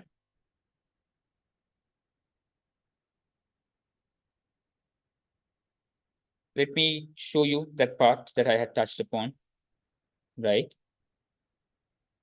Fair value adjustment, I've spoken about.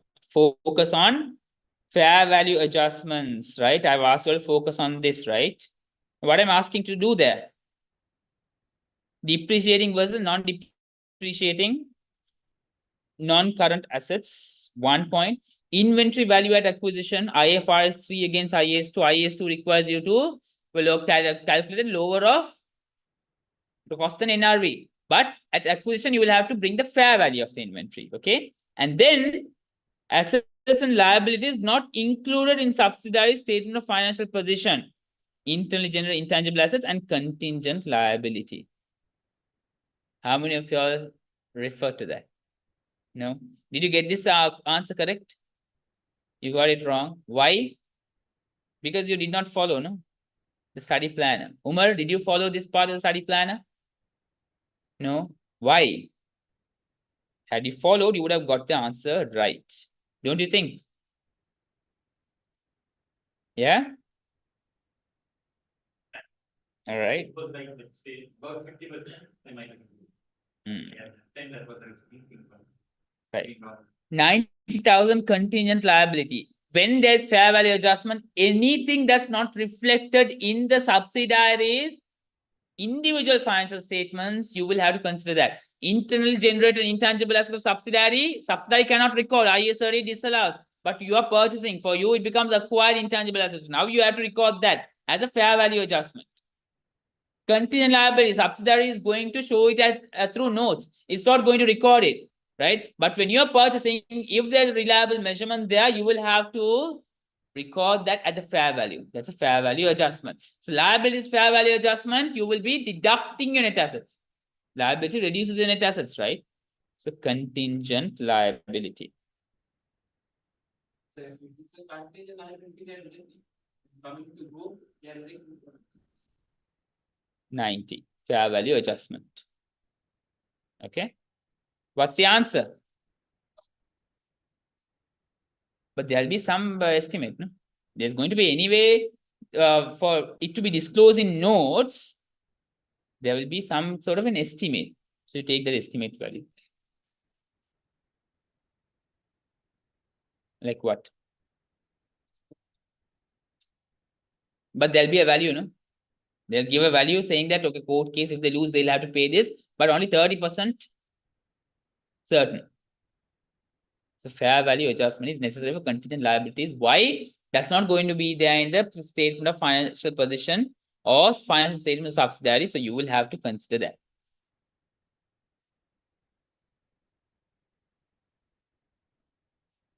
$50 and above is going to be provisions. 50 and below, I mean, you know, for it to be considered possible, it should be below 50%, right? 51% and above is considered probable, right? Okay, what's the answer? 1,200 plus 650 plus 200 minus 90. Virtually certain is 95%.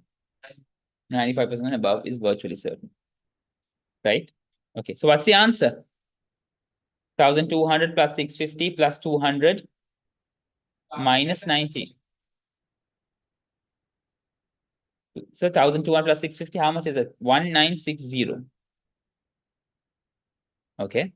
1,200 plus 650 is 1,850 plus 200 is 2,050 minus 90, 1,960. Okay, that's the answer. Is that clear? Okay, what I would recommend you all is quickly run through the study planner. Don't go through it in detail. Just run through the notes I've given in study planner and see whether do you recall that. Just focus on that specific point only. Okay. Right. Next question. What is the carrying amount of the non-controlling interest in Dimlico reported in the consolidated statement of financial position at 31st December 20x7? Right. In the year ended, Dimlico made profits of 75,000 post-acquisition profits. Other comprehensive income, 54,000. So, NCI, how are we going to calculate NCI? Right? Where is NCI?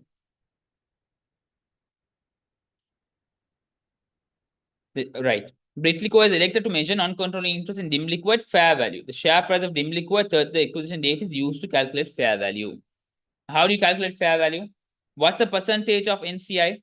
85% is parent. So NCI is going to be 15%, right? 15% into the number of shares, which is 250,000, into the subsidiary share price. How much is that? $8. Right? That's going to be the NCI. What's the working number? 4. Right? So fair value of NCI at acquisition is going to be 15% into 250,000 into $8. That's going to be fair values. They give it calculated, but when they don't, you have to calculate it this way. And then you consider the post-acquisition changes, right? Percentage into the profit as well as the revaluation reserve, right? The other components of income. So 75,000 into 15%, you add to 300,000, and then 15% into 54,000. 15% of both of these values you're going to add as post-acquisition reserves. Right? One is revaluation reserve, one is retained earnings, right? So both the post-acquisition reserves, you consider 15% and you add that to your NCI. So 300,000, there's no depreciation. For what? Land. I just told you land is not depreciable asset. Okay. Okay, Amani, quickly tell me, or calculate, Umar, calculate and tell me.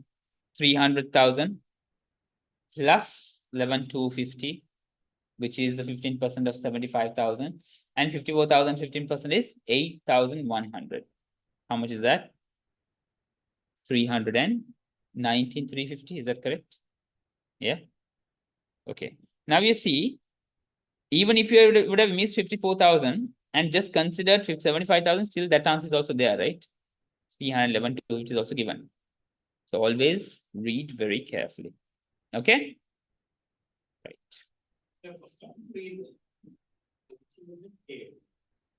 Why?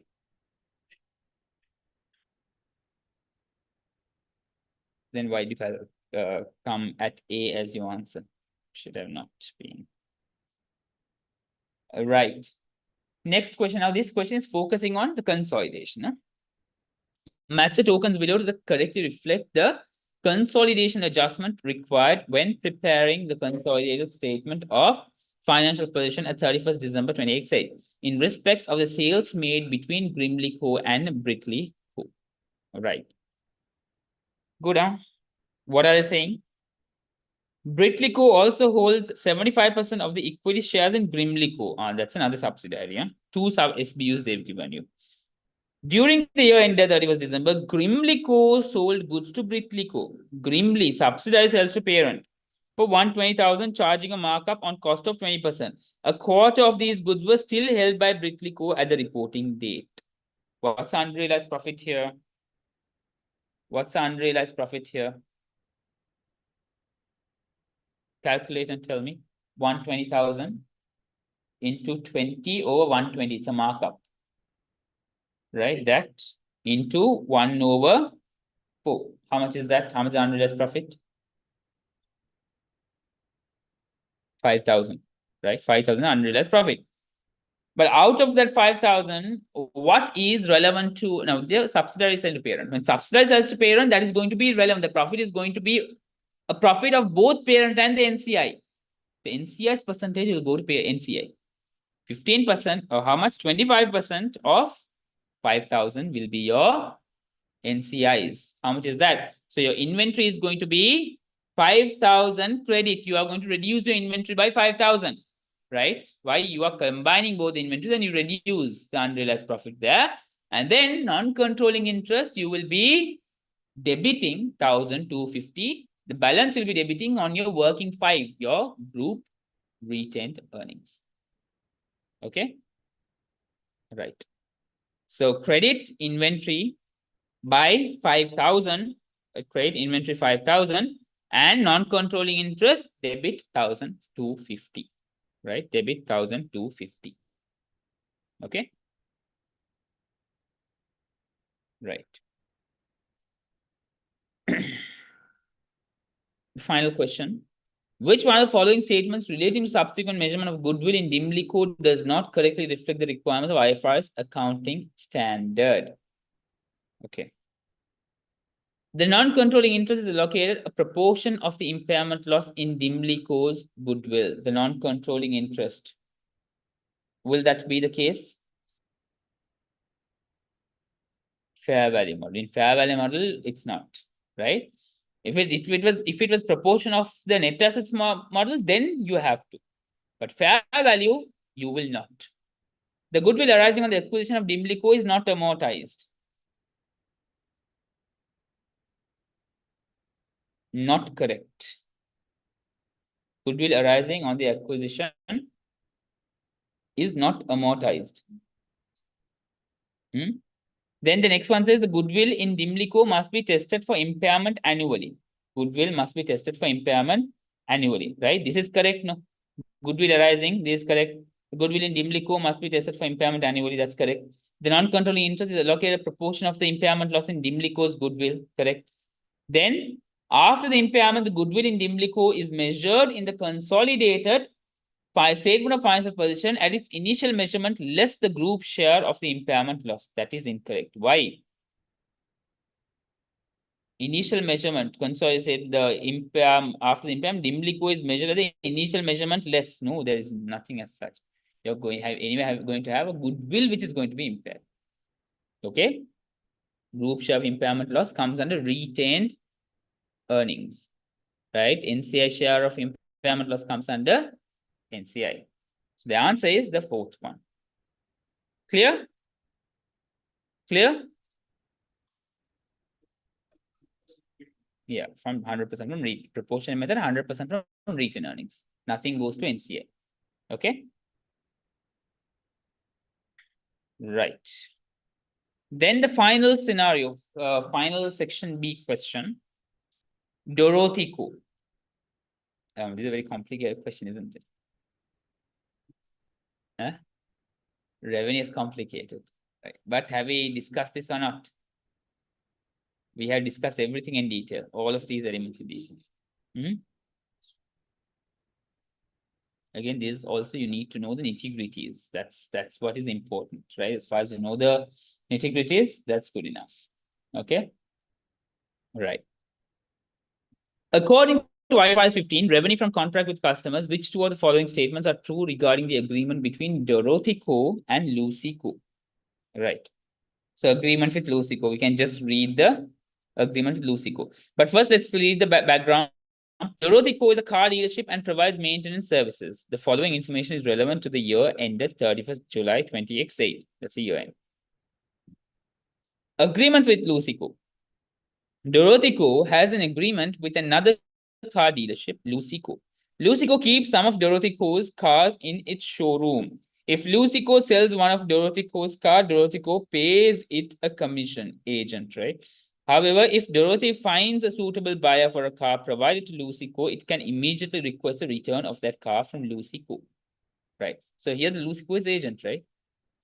And whatever the cars are controlled by Dorothy Co. Right? Why? Because Dorothy Co. can even take whatever she has given or whatever that company is given, they can request whenever they want to, right? Meaning the control, risk and reward still lie with Dorothy Co. Right? So what are they're asking what statements are true, right? Dorothy Co. should recognize revenue in respect of all the cars when they are delivered to Lucy Co. Is that true? Is that true? Dorothy should recognize revenue in respect of all the cars when they are delivered to Lucico. No, only when Lucico sells the cars, you will be recognizing revenue, right? The rest it remains in Lucico's, let's say it's like a place you've rented, but it's your own cars. You will recognize revenue only of the cars that have been sold. Second one, Dorothy should recognize revenue from cars delivered to Lucico when Lucico has sold the car to an external party. That is correct. Okay. What's the second one? Lucico controls the cars located in its showroom. No. Lucico would control had Lucico not needing to return it, and Lucico has the risk and reward. The car is not sold, Lucico is at loss. Sold, Lucico is, that is different. Right? So here that's not the case. Cars located in Lucy's showroom are the inventory of Dorothy Co. Correct, right? Dorothy Co is controlled. It's like a place that's been rented. So whatever is in Lucy Co's place is like an inventory of Dorothy Co. That's correct. Why is the last one not correct? Dorothy Co should recognize revenue in relation to a proportion of the cars when they are delivered to Lucy Co. The proportion should be based on the expected number of cars. That's just nonsense. Okay. Right. The next question. According to IFRS 15, revenue from contract with customers, which of the following statement is correct in relation to sale of electric car? Next scenario. Dorothy Co. Sold an electric car to a customer on 1st of May 20x8. The contract states that the customer must pay Dorothy Co. 28,000 in 2 years' time, and appropriate discount rate is 8%. Now, what is the case here? 2 years' time. When there's 2 years' time, what happens? There's a financing component, right? Is there? Whatever takes significant time beyond a year needs to be brought into present value, and then unwinding cost comes in. That you all are clear about now, right? Financing component, we did look at it under revenue. It's not just revenue. Wherever there is a significant time, that is financing component. Under revenue specifically, financing component would come in when there is a difference in length of time or when there's a difference in amount, right? The actual amount and the invoiced amount, right? So there is a significant financing component there. So what statement is correct? First one, Dorothy Co. should recognize an interest expense of 480 in the year ended 31st July 20x8. Dorothy Co. should, is there an expense here? Is there an expense here? No, right? It's an income. That's anyway eliminated. Dorothy Co. should recognize income of 24,485 in the year ended 31st July 20x8. Dorothy Co. should not recognize any revenue in the year ended 31st July. Dorothy Co. should recognize a receivable of 28,000 on 1st of May 20x8. Receivable, would you record it on 1st of May? No. When would you record the receivable? When it becomes receivable, that is after 2 years. Right now, it's not receivable. Okay? Right. Right. Now, let's quickly calculate. Let me take my calculator out because you all are too slow in responding to me. On 1st of May, it's not a receivable. Dorothy Co. is supposed to pay in 2 years' time. So until that, it's a what? Financing component and asset, right? Yeah. That's why. Okay. 28,000. What's the appropriate discount rate? To the power. So 24,005 is the 24,005 is the present value of the future income, right? 24,005. What's the finance income there? 8% into 3 months. The answer is the second one. There is a time portion also. 1st of May, when is the year end? 31st of July, 3 months. So you take that only for 3 months. Okay. So recognize income of 24,485.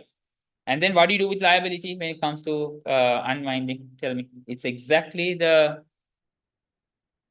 hit image. Credit finance income. Trade finance income.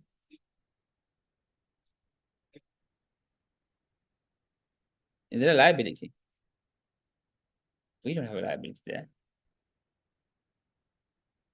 Try to think from a more logical perspective. When we are having a dismantling cost in 5 years' time, it's a liability for us. We are supposed to pay it, right? That's why it's a liability. Now we are supposed to receive it, so it's an asset. Contract asset. Right? You call it a contract asset, or you can call it a, or you can actually call it a deferred income, right? Or contract asset, right? It's a different topic, contract asset. So where you have given the service, but you have, so what has happened here? Dorothy has sold, right? The service is given, right? So the service is given, you are to receive. So that's a contract asset, right? Invoiced minus actual minus the invoiced value or the received value. Okay. It increases until the point you receive it. Finance income, credit. Okay. Right. Okay. What revenue should Dorothy Co. recognize in respect of the sale of car and maintenance services in the year ended 31st July 2028? Now you have to read the next requirement. I'll come back to you, okay? Dorothy Co. entered into an agreement with another customer on 1st of April 2028 to provide a new car for 28,800 and one maintenance service free of charge. One maintenance service free of charge. Similar maintenance services are provided by several of Dorothy Co.'s competitors. The services will be performed when the car has been driven 20,000 kilometers, meaning it happens at a future point in time. By 31st July, the customer had driven 8,000 kilometers in the car. Ordinarily, a maintenance service costs 3,200. Now, what are you supposed to do here? There are two performance obligations. Although it is free of charge, still there are two performance obligations. You have to allocate it accordingly, right? So how do you allocate? New car, 28,800. Now, 28,800 is the value that you received, right? Now, 28,800 is the value of the car. The value of the free maintenance service you've given is 3,200. Now you will be doing that apportionment. How are you going to do the apportionment? 28,800 plus 3,200 will be your denominator. And numerator is going to be for the revenue of car 28,800, right? Into the value of 28,800 as well, right? So we're going to do that. Split it, right? What are you going to do here? So you will be always identify the performance obligations. Two performance obligations are there, right? Car maintenance. Car is 28,800. Maintenance is 3,000. Give me a second. Let me come back after doing the question. Car 28,800. Maintenance 3,200. Now, what is going to be the total value you paid? 28,800 is what is being paid in total for both of these. So now you have to do the apportionment. Car, you will be apportioning to 28,800 into the car's component of 28,800 as a proportion of total. How much is the total? 28,800 plus 3,200?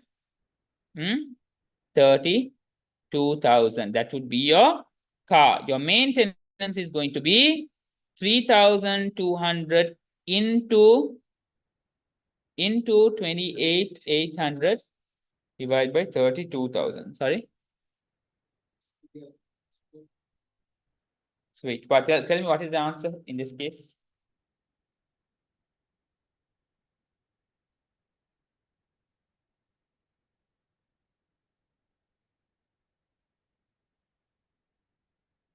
Right. So in first case, it is 25,920. Second case, it is 2,880. Now, first case, is it eligible to recognize the revenue? At a point in time, delivered, done.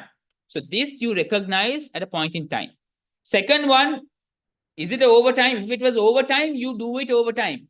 But that's also a point in time. Only when 20,000 kilometers hit, right? 8,000, not hit yet. So that's a future revenue that you're not going to touch. Because currently your revenue is going to be 25,920. Is that clear?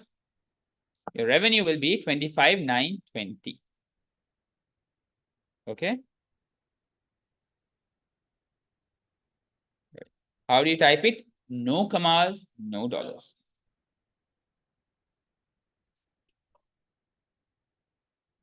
Because to provide a new car for 2,800 and a free charge, they are giving service free of charge. Yeah, we apportion it based on the service value, we give a value. Revenue, revenue, 5-step model, right? What's the first step? Contract. Second step, identify performance obligation. Third step, transaction price. Fourth step, allocate transaction price performance obligation. Fifth step, recognize revenue over time at a point in time. Point in time, you recognize, and there over time, you recognize the prime portion one, right? These both are at point in time. One is current, one is future point in time. You're supposed to record only the current point in time, right? Given. I thought that was like. Right. The final question, right? This is the final question. Fleet maintenance contract, right? In relation to fleet maintenance contract, select the correct answer to indicate what balance Dorothy Co. should recognize in its statement of financial position. Now, this beautifully covers the entire IFRS 15 that we've done, right? Entire IFRS 15. Now, there's one more question. This entire question setup covers the areas that we would not focus. Now, you see, this entire pre-mock is about that. No? Entire pre-mock is about the areas that we might have not focused on. Yeah. So what does that indicate? You got to focus. When did you do the paper? When was the date I gave you all to do the paper? 27th, right? Yeah. I asked you to do it on 27th. 27th, right? Or 24th, right? Or 27th. It was, I think, 27th. I gave 27th as the day. In the study plan, I have given that. Yeah. 27th. No?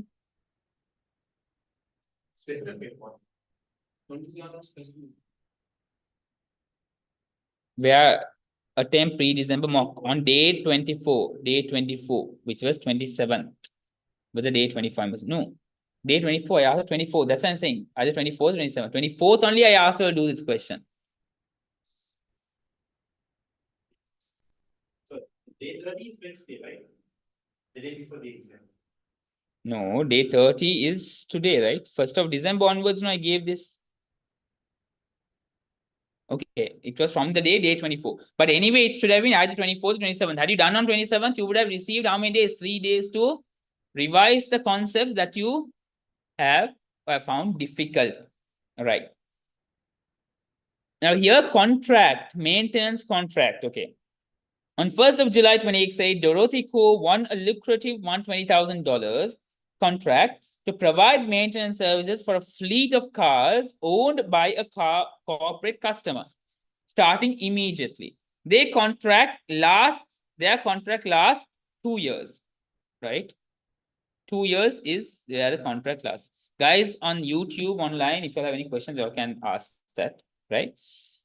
The contract lasts 2 years. The customer paid 50% of the transaction price when the contract began and will pay the balance at the end of the contract. In bidding for the contract, the company incurred 18,000 in costs that would not have arisen otherwise. It also spent 9,600 of management time on the bid. Right. So what are the options given? Contract asset, receivable, contract liability, and measured at the value. Right. So what are you supposed to do here? In this question, what are you supposed to do? What are you supposed to do here? 50% has been the customer 50% of transaction price when the contract began. Right? Lucrative 120,000 is the contract, right? One lucrative 120,000 contract to provide maintenance services for a fleet of cars owned by corporate customers starting immediately. 1st of July, immediately. Contract lasts 2 years. Right? So that 120,000 is for 2 years, right? 24 months. That 120,000 is for 24 months. Okay. How many months? 1st of July. When are they asking this? When's the year end? 31st of July. 1 month. The revenue will be recorded only for 1 month, right? How much is the revenue? 120,000 divided by 24 into 1. How much is that? 5,000 is going to be your revenue. How much have they paid? 50% they paid 60,000. 50% of 120,000 is 60,000, right? So they paid 60,000. So 60,000, you're going to debit your cash, debit your bank by 60,000. But your revenue, you'll be creating 5,000. What else will be credited? There's a contract asset liability. Contract liability. You are supposed to deliver that, or you're supposed to fulfill the requirement which you have not fulfilled yet, right? If you don't fulfill that, return the money. That's a contract liability. Contract liability measured at 55,000. Okay, clear? Right. The final question. The final question says, in relation to the cost to win the fleet maintenance contract, what expense should Dorothy Co. recognize in profit or loss in the year ended 31st July 20x8, right? Okay. Now, in this question, 18,000 is in bidding the contract, right? 18,000 is in bidding the contract. So what's the contract expense? 18,000. So you are recognizing revenue over 24 months. So the cost that you incur for the contract, that also you'll be recognizing over 24 months, right? 9,600 immediately you recognize in your expense, right? 9,600 immediately recognized as expense. So what is going to be the 18,001 over 24? What's the cost recognition criteria here for 18,000? 18,000 divided by 24 into 1. How much is that? 750, right? 750. So 9,600 plus 750, how much is that? 10,350. That is the answer. Clear? Is that clear? Any questions? Any questions, guys? What was the question? You had a question, you should know what the question is, or note it down if you forget. Right, so that is section B. That is section B. Clear? All good, all okay? IFRS 15, we looked at in depth. Now, you all are ready for IFRS 15, right? If exam has such questions, you'll be able to face it. Financing, we looked at financing element. We looked at the, the agency element. We looked at the sale and lease back element. We looked at the, what are the contract, asset contract liability element was touched upon, right? So I'm talking about revenue, right? Then there's something called variable consideration in revenue and consideration payable to customers. That is not tested. So just touch upon that as well. Okay. Right. So now let's take a break of 15 minutes. We'll come back and we'll start the section C. Yeah. Sure. I'll mark it. Right. So section A, B done. We'll be starting section C in 15 minutes. Come back in 15 minutes.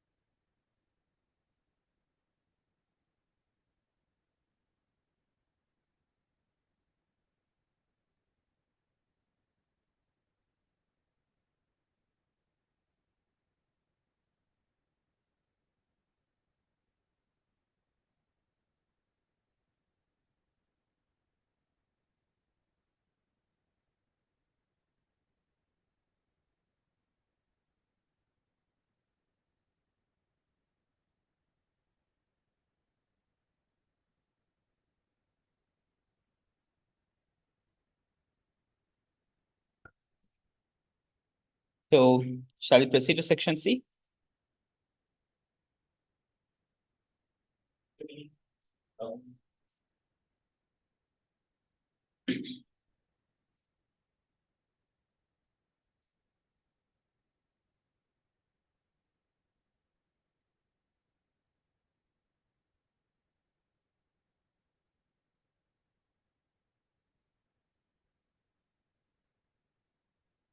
Right.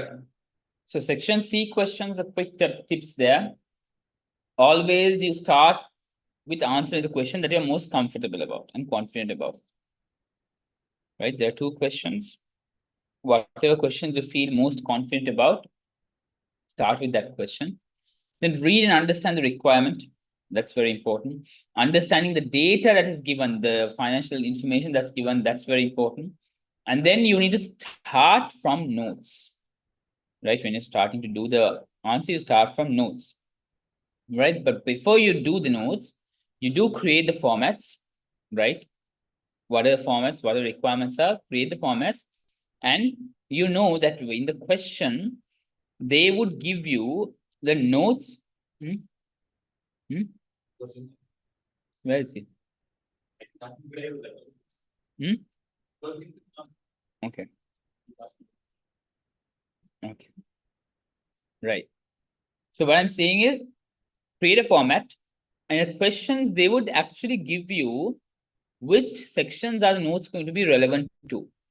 So apart from that, any other figures given there, you can just pull them to your financial statements. Those are easy marks, right? So grab easy marks from there, right? You get half a mark each just to plug the figure from the trial balance to the financial statements, right? You start from the notes and then you, if there is a spreadsheet working, use formulas to connect and link the spreadsheet, right? Always use formulas to link the spreadsheet because that's going to make your life much easier at the exam. And workings, show them. Clearly show the workings, right?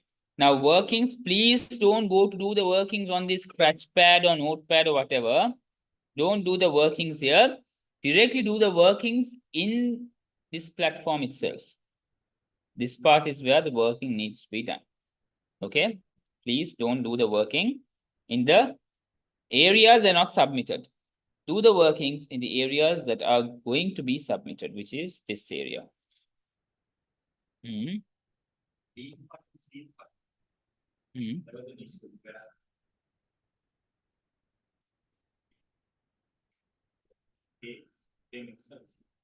You have to go to the other page to get it stored. This page. Okay, let's look at that. Section A. Let's quickly look at the requirements and let's see what Azimat is saying here.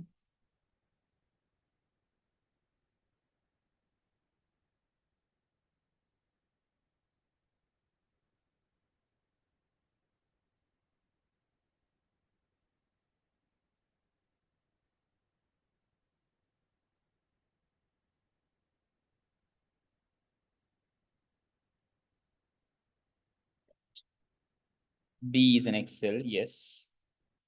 The figures are going to be from this. So you can't connect it to this. C is an Excel. Same.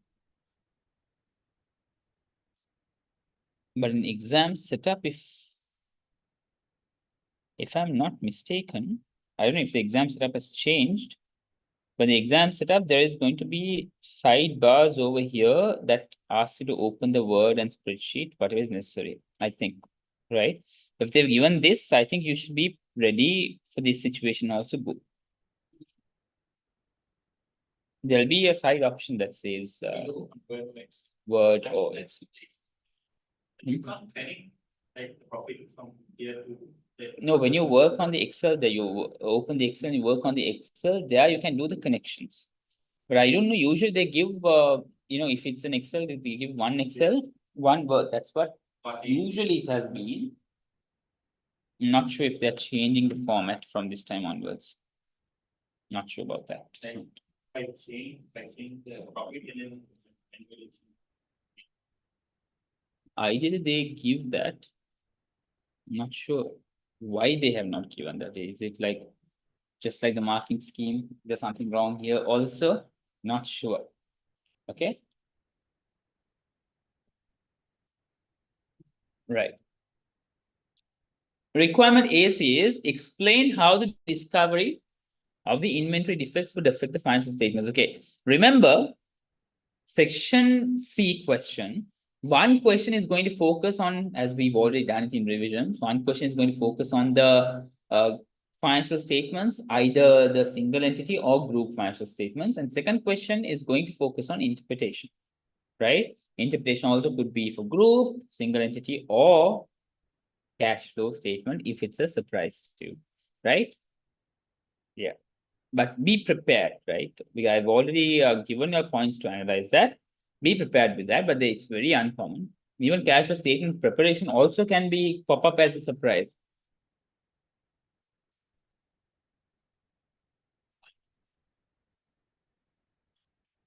Activities. Yeah. So be ready for surprises is what I would say. Okay. Right. Now here they have given a single entity, meaning probably the next question is going to be a group. Let's look at that.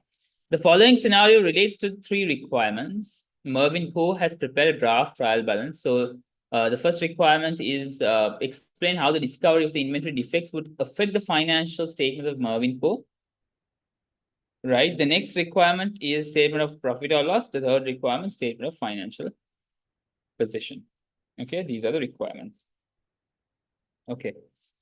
Explain how the discovery of inventory defects would affect the financial statements of Mervyn Co. for the 20x8 financial year end.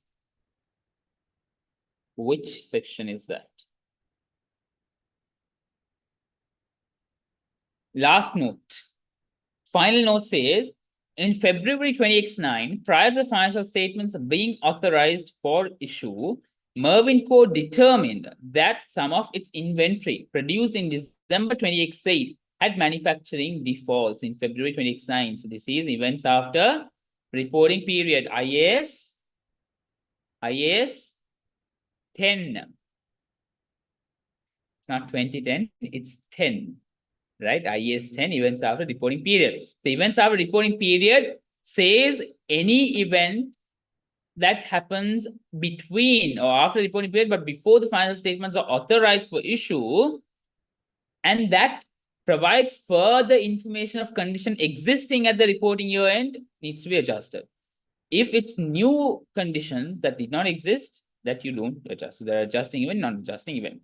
And here you have to speak from that perspective. Okay, you have to speak from a perspective of it being an event after reporting period. In February 20x9, prior to financial statements, default. Taking this into account, the total NRV of inventory at 31st December was determined to be 6 million. None of the damaged inventory had been sold. Right. So here I'll be giving in point forms what you're supposed to cover.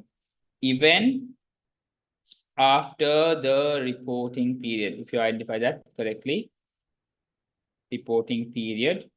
Just give some definition what that is, right? Events after reporting period, what does that mean? And then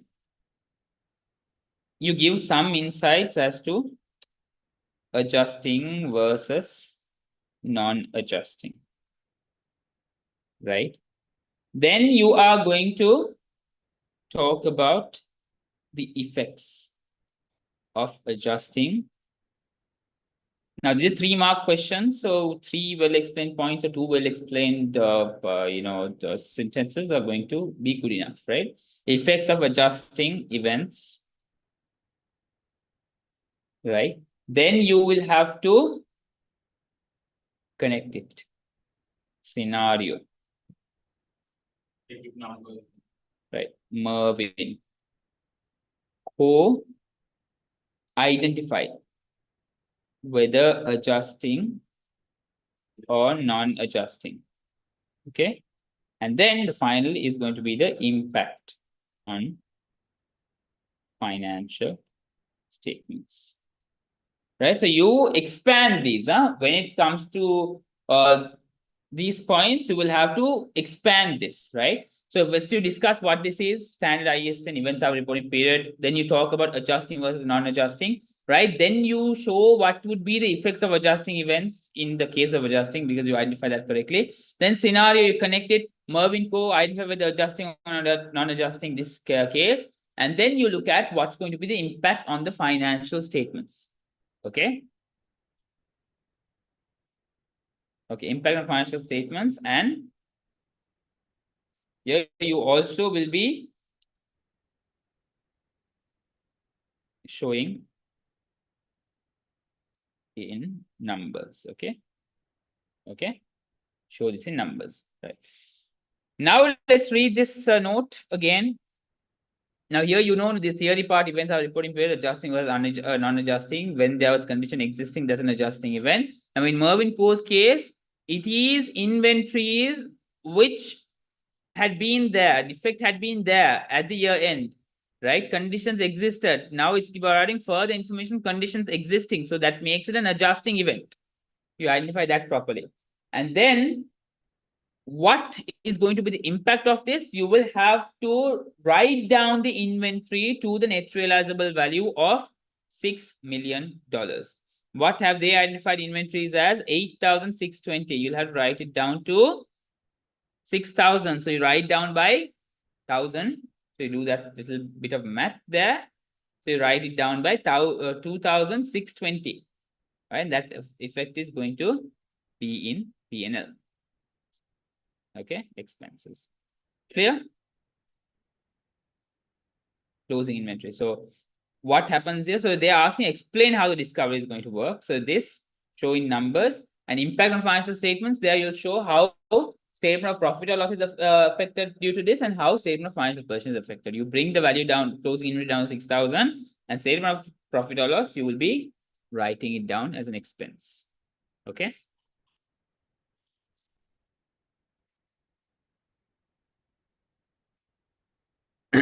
Right. So you spoke about all of this. Okay. So that should be the structure. When they want you to connect to a standard, always give a small definition. Then you move on to the standard nitty-gritties. Then you connect to the scenario, what the scenario says, what this means in the scenario, whether it's relevant to which technique there. And then you'll have to show the impact on the financial statements, right? And use numbers to explain this. Okay. Right. Next.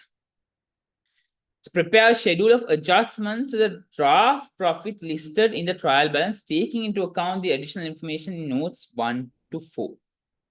Right? From notes 1 to 4, whatever the information, you'll have to consider that in your draft profit. Okay. So you'll have to do each of the note as a working here. So you start off with the draft profit, right?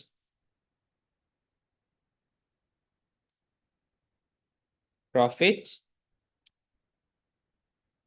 How much is that? 4,500, right?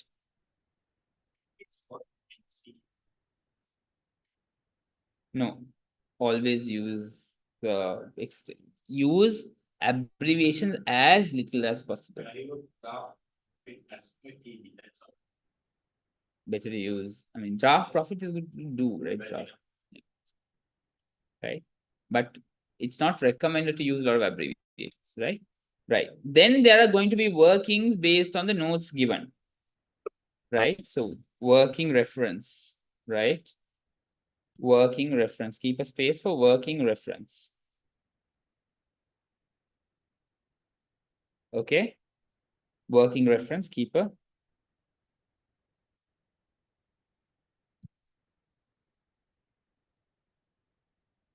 I'm calling it working reference, WR. Okay. Right. Let's start reading the notes. Note number 1 says, Mervin Co. has been constructing a second factory since 1st of January 2007. On 31st August 2008, the construction of the factory was completed, and at this date, it was ready for immediate use. At 31st December 2007, the carrying amount of the factory under construction was correctly calculated at 8 million, The costs incurred in the current year were as follows, right? Current year, there has been further costs, right? How much? 8 million. Correct, that 8 million. Yeah, current year, they've given the cost schedule there. Materials, labor, and subcontractors, other direct attributable overhead costs, administrative overheads, right? So those are the additional cost references that they have given. Now, in this, you need to identify what is going to be capitalized, what is going to be expensed. Okay. All the above cost has been recorded in the factory cost account in the above trial balance. Factory cost account. So they've taken that as a cost, right? Factory cost account. Right. So when you're pulling it, you have to be careful there. Then they're talking about a specific loan of 18 million was obtained in 2027 to fund the construction of the factory, and it carries an annual rate of interest rate of 10.5%. The loan was still outstanding at 31st December 2028. All interest on the loan has been recorded as an interest expense in profit or loss. Right. So what happens here? There is IAS 23. Right. What does IAS 23 says? Any interest, specific interest that has been obtained for construction, acquisition, or production of a qualifying asset, you will have to capitalize that. Right? You're going to capitalize that. Right? So what is, let's go to the working one. Borrowing cost. Working one. Factory. Factory initial cost, right? What has been the capitalized cost in 2027?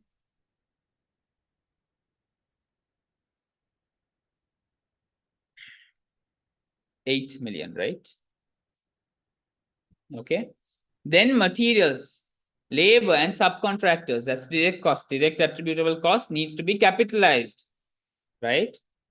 Materials, labor, etc.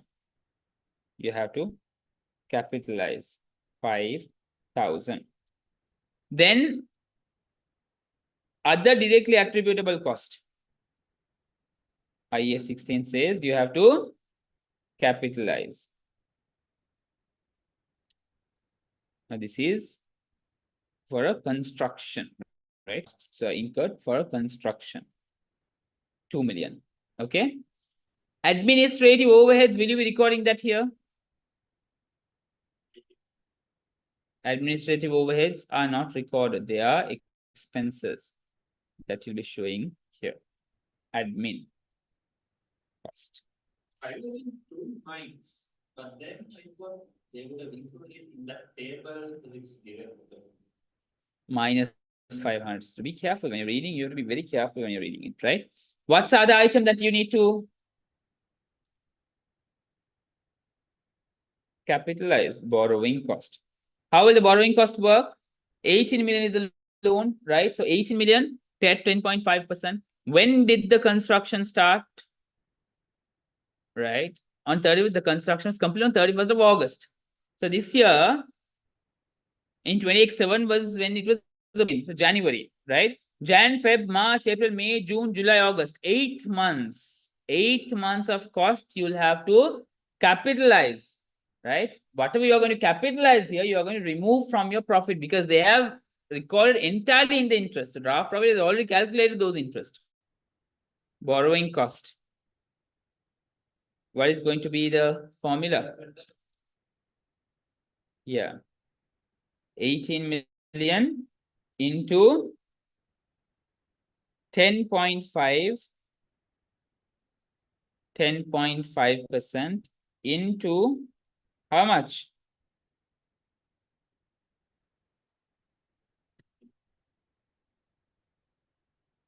$1,260. 1,260. Right. So what do you do? Go here. Hmm? 5,000, 2,000. Yeah. We paid for the draft profit. 5,000 capitalized. Factory cost, have you recorded that yet? No. We are looking at draft profit. In that item, there is draft profit, a separate item. We are choosing draft profit. Factory cost is not selected. We are not going to do any adjustment. We'll be doing the adjustment, but that's not recorded in draft profit. That's shown separately. Okay? Understand that. Borrowing cost. Minus 1,260. Equals minus 1,260.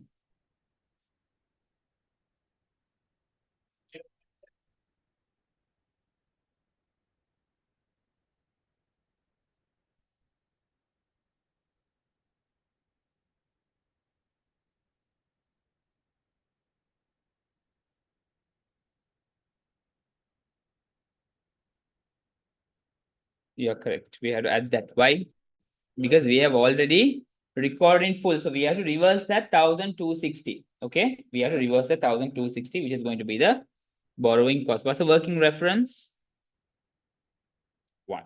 I always give the working reference so that your examiner can always go back to the working and can refer to the working and see whatever, even if the old figure rule applies here, even if OFR comes in through your working, they understand, okay, which step you've gone wrong, you get a wrong mark there, but for your own figure, you will be getting the future marks. So always show the workings. Okay. I did not check the marking scheme. Should, yeah. Borrowing cost is 1.5 marks. Right? Borrowing cost gives you 1.5 marks. Okay. Right. So what is your total factory cost? Factory. PPE. How much is that? Equals sum. 16,260. 16,260. Right? Okay. Now tell me, what is, now these are carrying amount, no? Carrying amount of factory, right? Carrying amount.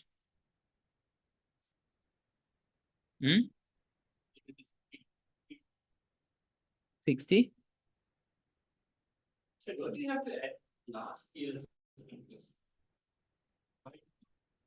Profit or loss should show the last year. When have they taken the borrowing?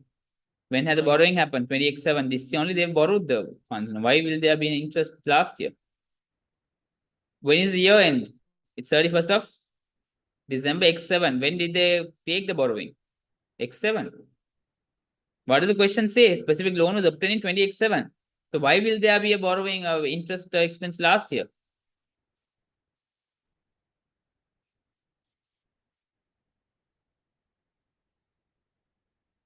Yeah. But 8,000 they've already capitalized, they're saying. Should be correct. So here, correctly calculate construction factory. Carrying amount of factory and concern was correctly calculated. So they would have already calculated that. All right. Specific loan obtained in 20x7, though loan was still outstanding. All interest on loan has been recorded as an interest expense in profit or loss for the period. Right? Based on that statement,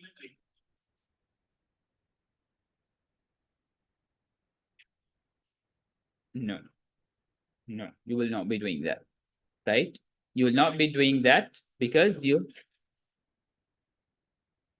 a specific loan of 18 million was obtained in 20x7 to fund the construction of the factory, and it carries an annual rate of interest rate of 10.5%. The loan was still outstanding at 31st of December 20x8. All interest on the loan has been recorded as an interest expense in profit or loss for the period. Are they talking about statement of financial position, whether it was capitalized or not? Yeah.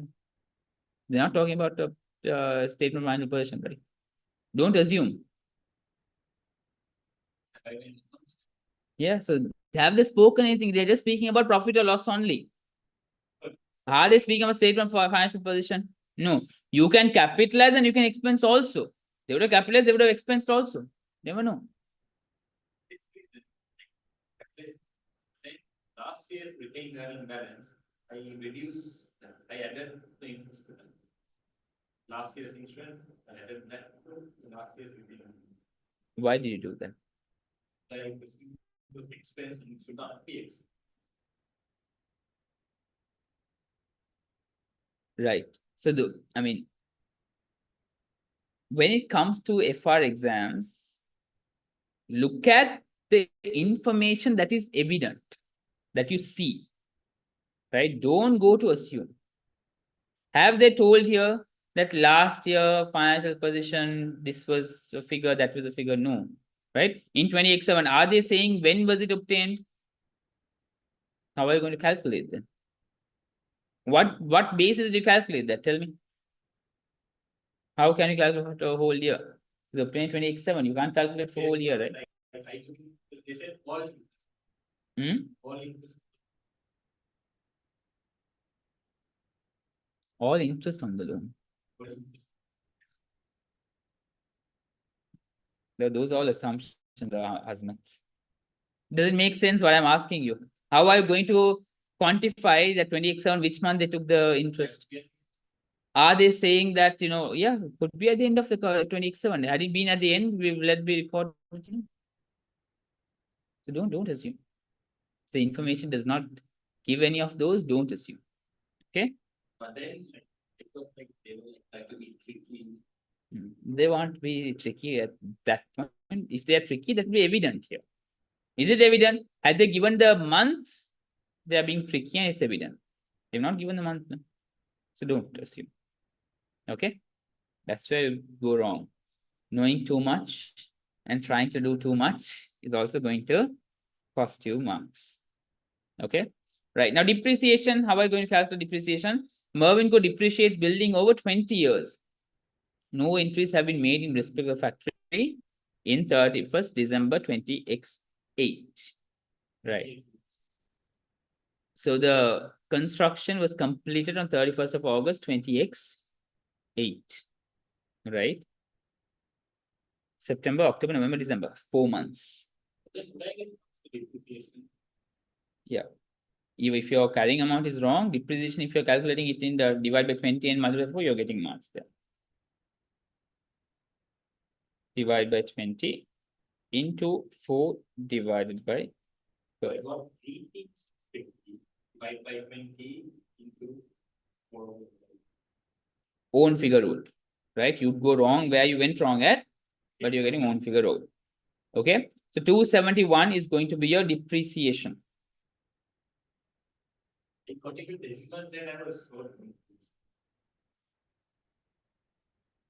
Depreciation is going to be deducted, right?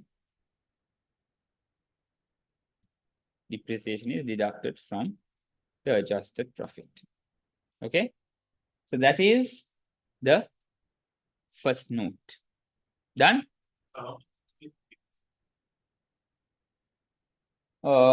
Depreciation gets you 1 mark. The depreciation calculation gets you 1 mark. Borrowing cost gets you 2 marks. Not 1.5, 2 marks. Right?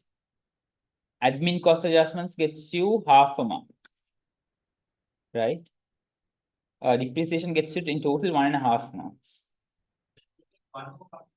You'll get 1.5 if you would have posted it correctly to your financial position PP carrying. No, but line by line. So it's line by line marked. It's not going to be overall marked. Profit, property, plant, equipment, if that is correct, correct. Balancing doesn't matter there. Okay. Right. As far as you've taken the figures and shown the workings. Now, sometimes in working, you show all the additional working and returning, you deducted that part. No, that sometimes might not score, but you've selected all the other numbers that are relevant. Right. So, although your final answer is going to be wrong, their final answer would not be what they are looking at. They are looking at the points that you picked at. Right. So maybe you'll get a full marks there for retained earnings. Right. So always show workings. Workings is absolutely important if you want to get through this exam. Okay. Working is absolutely important.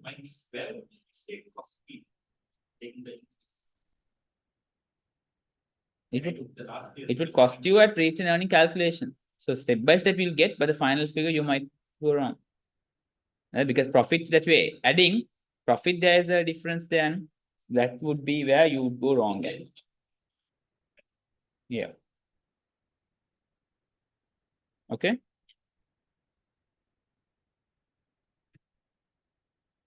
Right.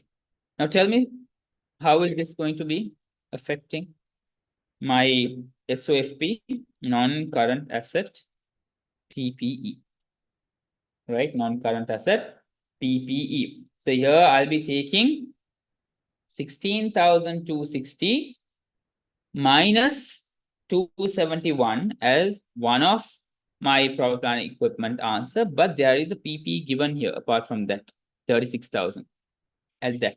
36,000 plus 16,260 minus 271. That's going to be your PPE answer. None of them. Which 36,000? The PPE amount, after 8,000. Yeah, that's correct. So 36,000, they've given that 8,000, right?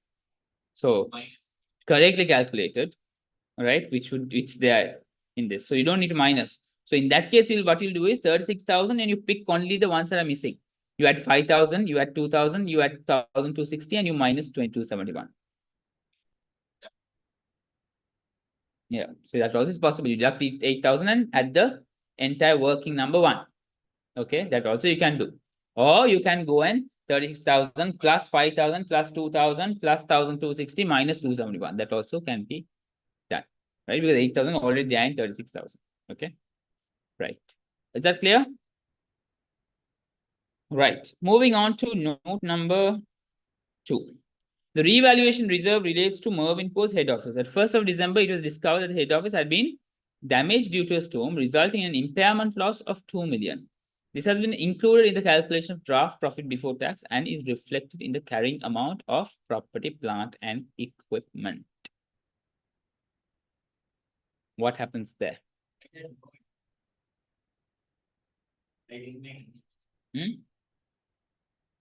You didn't make any adjustments. Why did you not make any adjustments? I think I should have.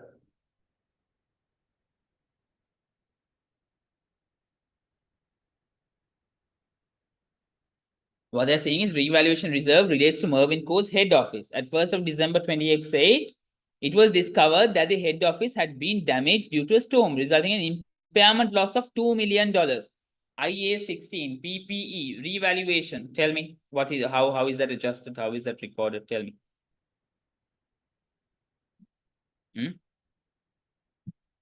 IA 16 revaluation, where is it recorded? Other comprehensive income, right? Go up. Revaluation reserve, note number 2. Meaning there is already a surplus of 1,600 in that. So you have to minus 1,600 from here first, then you take the additional 400 to your PNL, not entire 2 million. They've taken entire 2 million to PNL. Okay? There is no need of that. Right? See, this has been included in the calculation of draft profit before tax and is reflected in the carrying amount of property, plant, and equipment. Depreciation on the head office has been calculated and recorded correctly. Mervyn Co does not make a transfer from revaluation surplus to retained earnings in relation to revalued assets. There is no transfer option. So that's also a technical nitty-gritty of IA 16 that is not being applicable here. If that was applicable, the revalue depreciation would have to be removed, but that is ignored.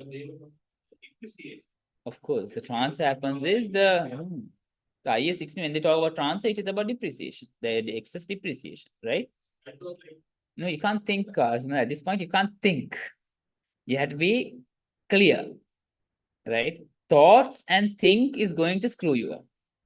So always look at the number, read it, and remember the standard, what the standard says, and answer accordingly, right? If they're talking about excess, of course, IA 16 excess transfer talks about is about revaluation surplus. Okay, the depreciation, excess depreciation. Yeah. So now what have they done? They have entirely parked 2 million under PNL. So what you have to do, you have to eliminate 1.6 million from there. You have to only record 400,000. What do you do? draft profit, revaluation, loss that you've done, you'll have to eliminate. Plus 1,600. Okay. And then where will this be adjusted? In your statement of profit or statement of financial position, revaluation surplus becomes zero. Becomes zero. Why? 1,600 minus 1,600. That's how you make it zero. Okay. Right. Is that clear? Third question, third note, Mervyn Co. estimates its provision for warranties based on past experience. The provision for the current period has not yet been calculated or recognized. The information below has been compiled by management for the purpose of calculating the required provision at 31st December 2028. Okay. What's the provision? Opening provision given here. 5,000 is the opening provision here, right? They've given the opening provision. Working, let me do working 2.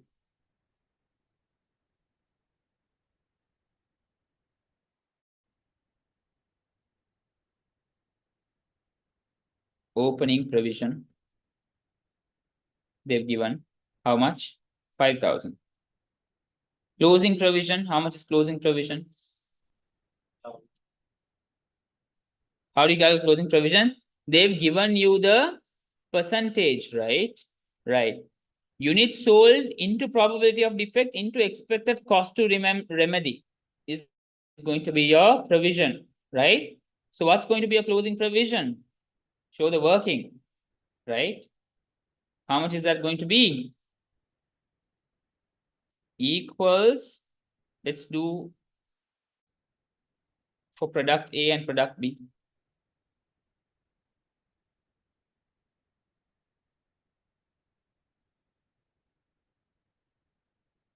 Product A, product B, right?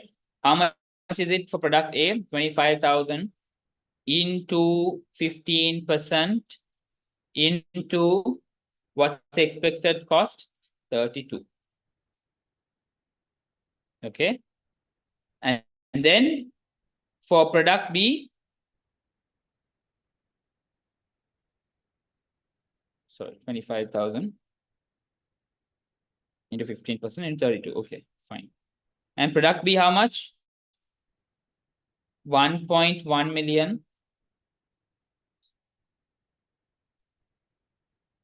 We were doing in thousands. Let's do it in thousands itself. That's what is confusing. Yes, that's what is confusing. Okay, cool. What happened? Hmm? What happened right now?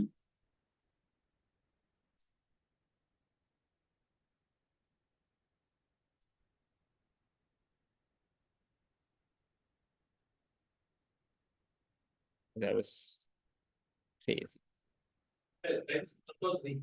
Control Z doesn't work here. That's why doing it in Excel for education purpose is better. But anyway, we have the figures in a working reference. So workings, they all can refer to the recording. Working reference, draft profit. How much is draft profit given here? Draft profit given was 4,500. Right. Then what were the adjustments? Admin cost adjustment was done.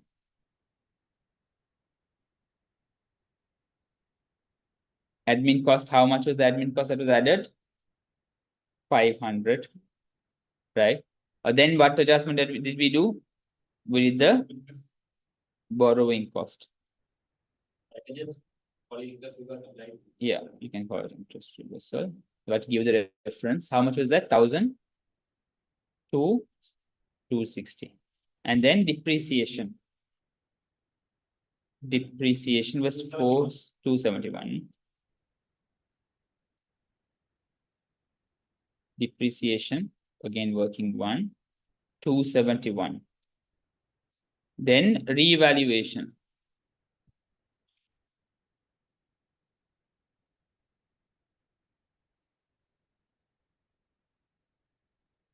Loss. How much is that? 1,600. plus, and then what were we were looking at? Provision, right? Okay.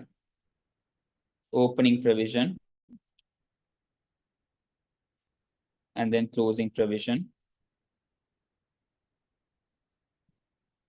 A, B,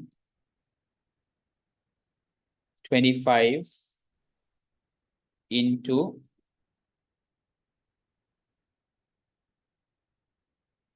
0.15 into 32. Then 1100 into 0.3 into 18. How much is that? This plus this, 6060. How much is the opening provision? They've given the opening provision here. 5000. Closing provision. 6060. So what is going to be the provision for the year? Difference. 1060, right? 1060 is the provision for the year. Again, it went, right? You have the back part. You press that. This one? The top next to the paintbrush. No, that's not working. That's...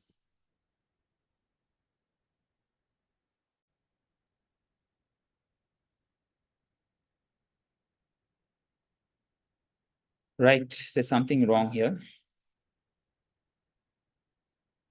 Better go with it. Yeah, better we'll do it on Excel.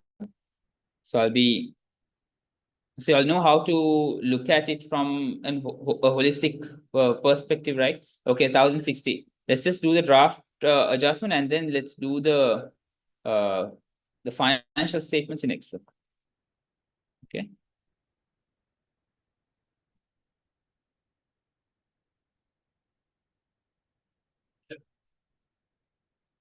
What was it? Balance, yes. Let me share the Excel. Okay. Plus, let's quickly look at the figures here. Draft profit was 4,500. Then there was admin cost. How much was admin cost?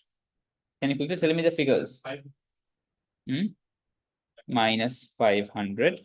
Then there was borrowing cost, 1,260. Depreciation 271. Then there was reversal of impairment loss. That was 1,600. And then provision for warranties for the year,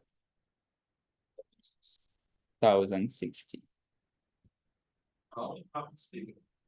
Give me a second. Let's do the final note and I'll tell you the marks breakdown, right?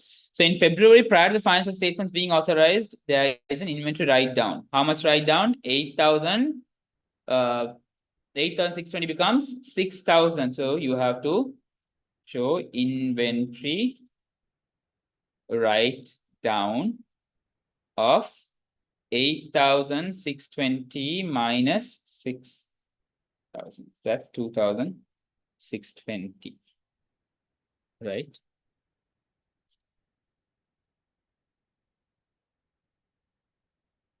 Equals minus 8,620 minus 6,000 minus 2,620. Right.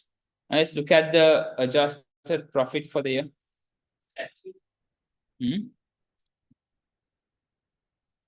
Are they asking you to calculate taxation? No, right?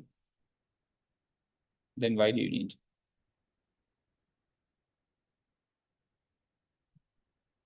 Sum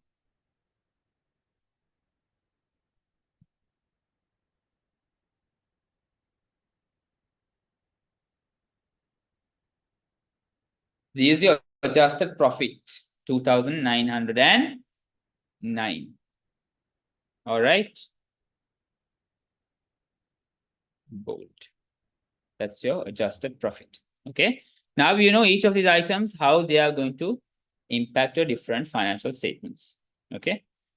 Now, what's the third requirement here? Let's quickly go and look at the third requirement. And let's prepare or fulfill the third requirement also.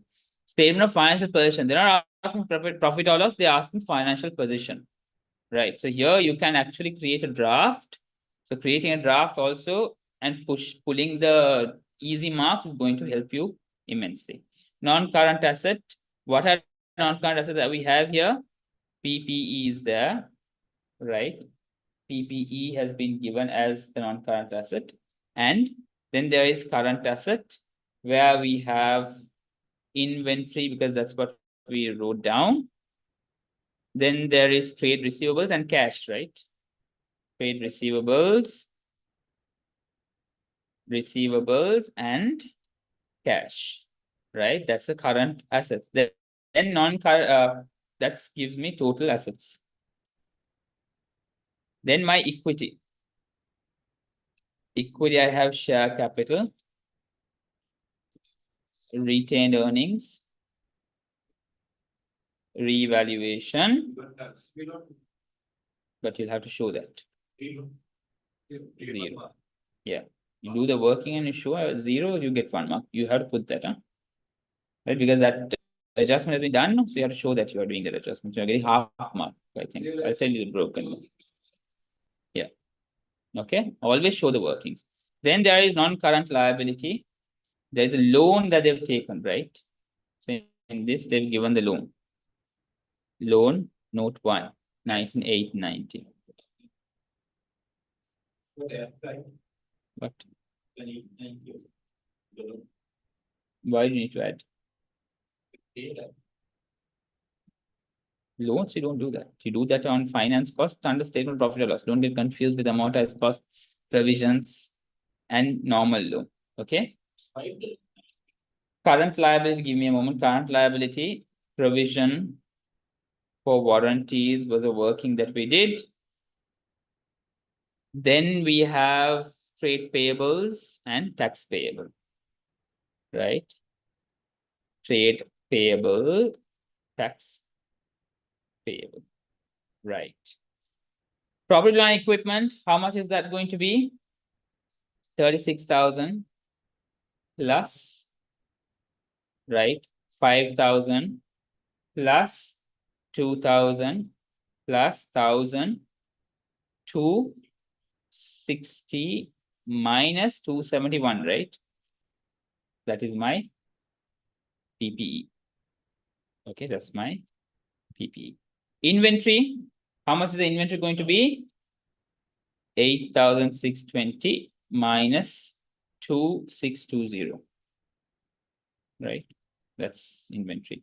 Trade receivables, is there a working required there? No, you can pull it. So there you're getting free, easy marks, right? It's like free marks just to pull it from there. Cash, you get another free half, both are half a mark. So 1 mark there. Right? 33,030. Yeah. Pulling cash half marks, pulling trade receivables half marks. 1 mark there. So you see, easy, free marks, right? Okay, then that gives you your total assets. What's my total current assets? This plus this plus this. So what's going to be my total assets? Equals this plus this. All right, that's my total assets. Share capital, how much is share capital? Getting half a marks there also, 10,000. Retained earnings, there's a working here. How much was the retained earning given? 55,740 equals 55,740. In this, you are going to add 2,909. That's the adjustment that we've done. And then there's dividends paid also, right? 7,240 that you are going to minus. Profit for the year 2,909 minus 7,240, your dividend. Revaluation reserve. So you'll be showing 1,600 minus 1,600. This would be as a working. Just showing it separately here. This is how you're supposed to show. 1,600, right? That gives you 0. Okay, so total equity stands at this plus this, right? So in the exam, use the sum formula, right? So that will give you your answer. Non-current liability, loan figure has been given, you pull it as it is, right? Loan.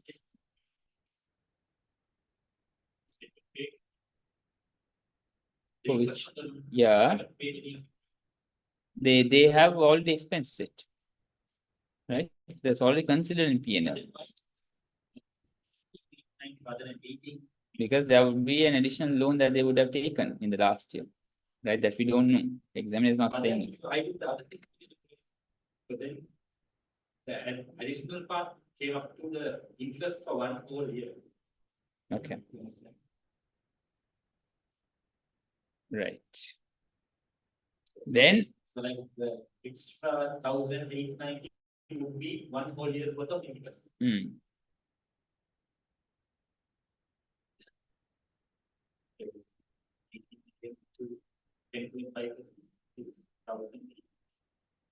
okay. Then they added to the Would have. We don't need to do that. No, we don't need to think about that. Are they asking us to do that? No, then why think? Not required. Azmat, that sometimes that's going to cost you. So please don't think too much. Yeah, it has cost you, right? So don't do that. I've already told you, during our live lectures, I've told you not to think too much because that's going to cost you, right? Trade payables, another half a mark, free half a mark you're getting there. Tax payable, another free half a mark you are getting there, 2,800. Current tax, yeah, it's okay. Current tax payable, tax whatever is okay. Right? That's my, and this is my total equity and liability. What is it? This plus this plus balancing. Yeah. Equity and liabilities. Do they give? overthinking. No, that you will get marks nowhere. Overthinking would cost you only. It won't get you marks. Remember that. Overthinking is not helpful. You have to be critical. That you come to SBR, I'll teach you. Right now, FR is a focus on FR. Don't think about SBR at this point. Right. So this was one way. Another way you could do is 36,000 minus 8,000 and you add the carrying amount that you had calculated in one of the workings. So in this, let me quickly tell you the mark breakdown. Inventory discussion gets you 3 points, right? So where you discuss all those points, you gain 3 marks there. Admin cost adjustment, in adjustment of profit gains you half a mark. Borrowing cost calculation, let's quickly put it here, right? Half a mark here, 0.5. Then borrowing cost calculation gives you 1.5 and adjustment in statement of profit, financial position, including that, it gets you 1.2, right? So working is where you calculate it and this is where you do the adjustment, right? So adjustment is getting you half marks. So 2 marks here. Depreciation gets you 1.5 marks, easy marks, right? Reversal of impairment gets you 1 mark. All right. Then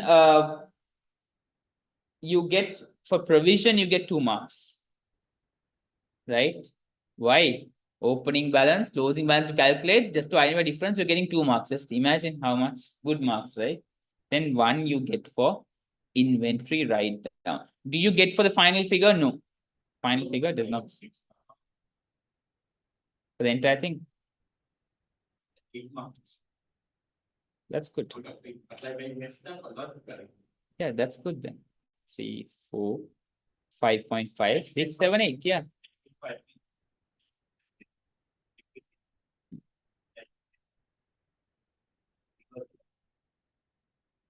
Yeah, fine. So you lost 1.5, you received the rest. Did you attempt section C? Why? You'll be doing today. No use of doing today. Huh? Why July when in December exam? Why do June 3 mark? Okay. So Omar, I would recommend that you go home, attempt the paper, then watch the second questions recording. You can go home now. No, because it's useless. I mean, if you are not going to attempt, you attempt the section, you have not shared the mock either. Even the class mock you have not done and shared. No, there is no time pressure. Nothing is time pressure. If you feel time pressure about this, what are you going to feel in exams? That's another way of overthinking, overburdening yourself. Now, that's the problem there. SOFP. Yeah, so SOFP. Let me quickly bring you the marks there. So SOFP, PPE gets you 2 marks. This give you 2 marks.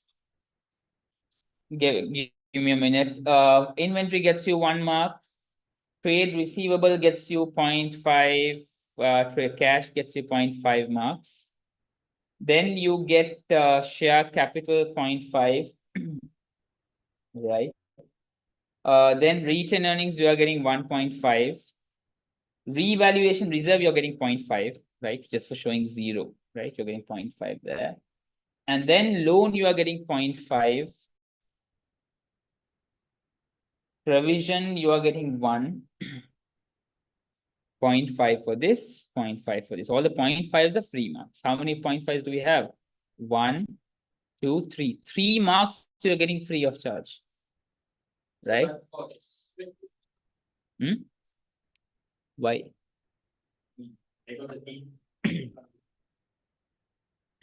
Okay, but the steps, did the steps get the marks? Fine. You 36,000 minus 8,000 and carrying amount is what you've taken, no? You've taken carrying amount, no? Of your own figure rule, you're getting 2 marks there. Because you've already been deducted, I mean, Okay. I added the 2,000. In the working, did you show that 5,000, 2,000, 1,260? You showed everything there. Right. So there the answer went wrong. Why did the answer go wrong? Because you took admin cost also as a overthinking part. Okay. So you got that and got that answer wrong. No? Fine. You got the rest of the elements right. Yeah. So I think you should get these 2 marks also. Or at least you can keep 1 mark there.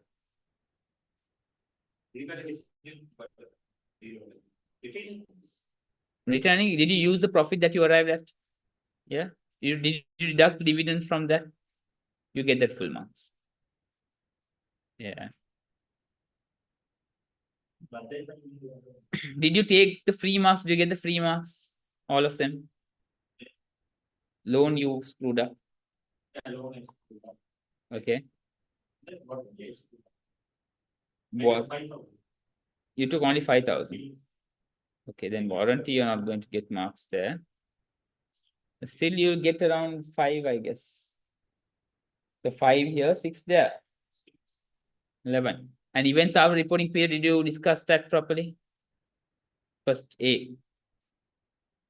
1 or 2 marks. Okay, let's keep 1 mark. Worst case scenario. 1 plus 6 plus 5 here. 12. 12 out of 20. Not bad. I mean, if it crosses 10, fine, you're in a safe zone. Even your A and B combined within safe zone. This is also in safe zone. You screw up a lot because of your overthinking. Stop overthinking. Okay? What is going to be the remedy? Stop overthinking. It's going to be the remedy. Right. Now, this one we're not going to discuss in detail. Right? Yeah. Yeah. Okay, so this question, as I told you, group interpretation, right? Okay, so they've given some information and what they're saying, explain how the contingent liability of Munch Co. should be accounted for by the Byte Group on 1st of January. There is a contingent liability component. The first note, on 1st January 28 say the carrying amount of all Munch Co.'s assets and liabilities were equal to their fair values. The company had disclosed a contingent liability related to ongoing litigation concerning a food. Now you see this also gives you the contingent liability effect there from the study planner. please read through that complete understanding of how fair value adjustments work in your acquisition and group accounting component. Part B, GP margin, OP margin, ROC calculations. You know the calculations, you calculate it properly. And when it comes to commenting on the performance, always comment on revenue. Okay, I'm concluding, I'm not taking too much time. So comment on the revenue, GP margin, OP margin, ROCE, give conclusion. And when you're doing this, you have to use all the information that is provided in the case scenario. When you are doing an interpretation, you use all the information from the scenario, right? Now, the first note talks about the contingent liability, 310,000. There's a litigation at Munchco that is higher than the fair value. So if there's a future impact of that, that would be an impactful. So interpret that part as that. Then individual financial statement reflected revenue. So revenue, you have to show individually what was Byteco's, what was Munchco's, how well it has been, the acquisition, how well that has been, right? And how much contribution has Munchco done.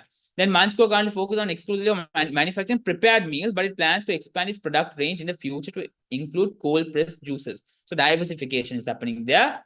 Potential increase in revenue, right?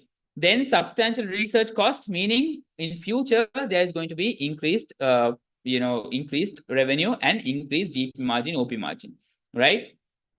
Fourth one talks about revaluation, how revaluation policy is going to change the profit and how that's going to impact the ROCE, right? And then for a number of years, Byteco has consistently achieved a 10% annual growth in revenue.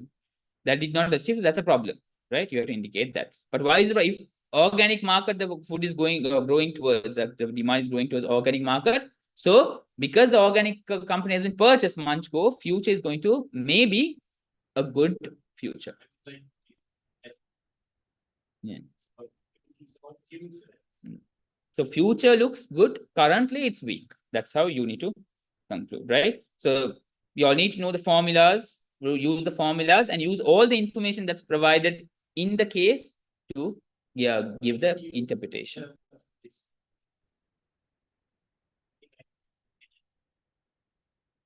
Okay.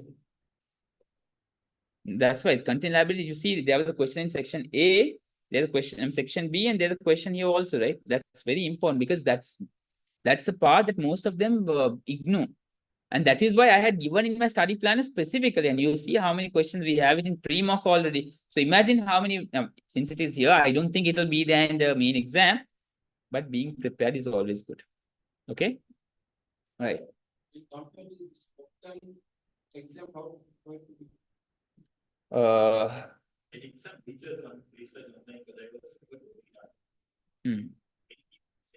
mock is difficult than the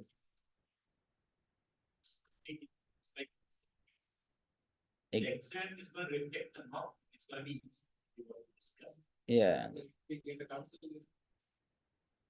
So in exam, you might get consolidation and single entity, or you might get cash flow, both interpretation, and never know. So be prepared. Don't be surprised at any point. But when you're interpreting, always start interpretation from revenue. Revenue figures they won't give you. But there is some indication there. They are saying 50,000, there's a 50 million revenue. So please talk about revenue. Very important. And very easy mark, and how the impact, all the impact is around revenue, future diversification, revenue, how all that revenue is a very important. Although you have to touch upon all the ratios you're calculating, touching upon revenue is key, right? And conclusion is also key, right? Whether it's inconclusive, tell that. Conclusive, tell that, right? Conclusion is also key. Like for this question, they separated like margin, OPM, yeah. So always give headers, right? That's ideal.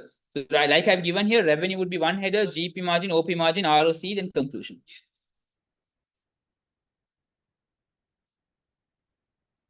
Comment, better to comment only on that, but consider it in a holistic view. Considering all the information that's provided should be covered. Now, research cost is going to impact OP margin, right? Likewise, revaluation, it's a factory, so depreciation goes cost of sales, going to impact your GP margin, right? Your revenue impacts your GP margin. It impacts your OP margin as well. So whatever impacts your GP margin, impacts your OP margin as well. ROCE, revaluation, the policy changes reflect on ROCE. If there's more equity, there's more debt, that reflects on ROCE. So all that elements, these three are like important standards that cover, ratios that cover a lot of elements, right? Touch upon every element of the ratio. ROCE, if you're touching about that, profit before interest and tax, and capital employed. You touch upon equity factor, you touch upon debt factor. How equity has changed because of revaluation model, right? How if it was cost model, revaluation would be different, right? So likewise, you have to critically evaluate and interpret at least 3 layers deep. That's why I always tell you, right? Root cause analysis, at least 3 levels deep. Okay, that should be the way you interpret.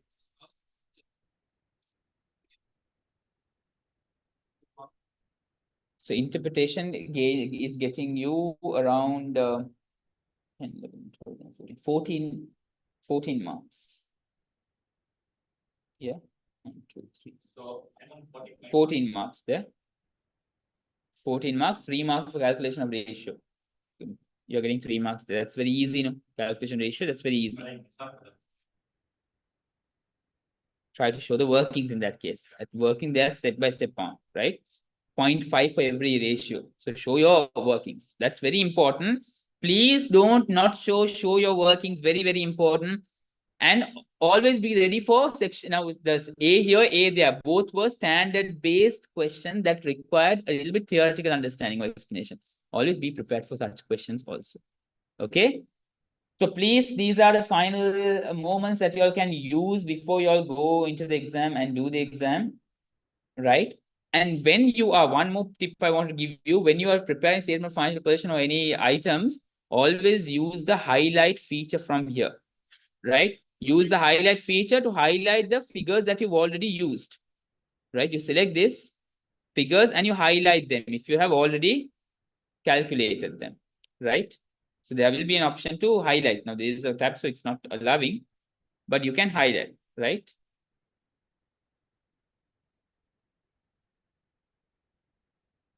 It's not highlight. Yeah, I did press highlight, but that's not working. Anyway, so you all will be getting the option to highlight. Please use highlight as you all have recorded the figure to avoid duplication. Highlight and keep, okay, I've used this figure. So in the exam pressure, you tend to duplicate a lot, right? So to balance on the pressure, please use whatever the features that are given. Okay. So wishing all of you all the very best for your FR exam.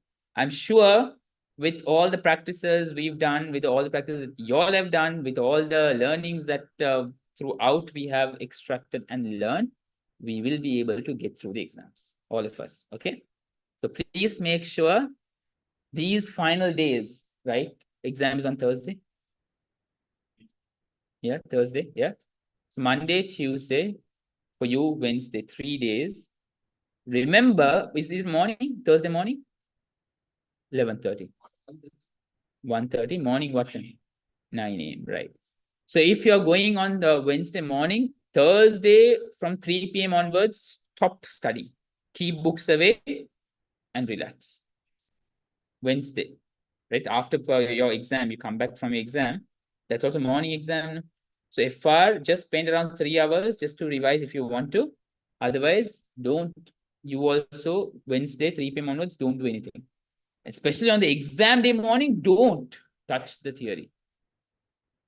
You know, if you do that, your brain is already going to be exhausted.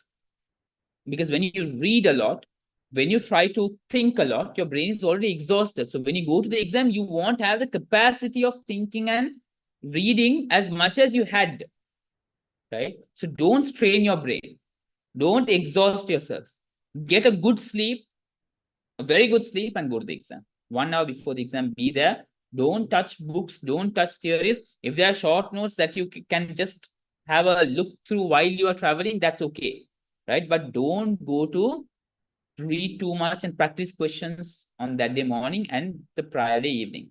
Just enjoy, relax, do the activities that you like to do, right? You know, spend some time relaxing so that your brain is in the peak capacity when you go to the exam, that you'll be able to perform at your best. So what you need to remember is your performance at the exam needs to be confident. You need to be very confident with your performance. You need to know that, okay, I have performed my best. I have given by my best. right? Because if you have given your best, you are definitely going to pass. Getting 50 is not difficult. You saw? Do you think whatever questions we discussed, was that difficult? Yeah, you are a problem. So you can't fix it by, you have to change your mindset for that, right? So questions are easy. Just that you should know the nitty-gritties of the standards. What you do today, as you are traveling in train today, go open the study plan I've given you all.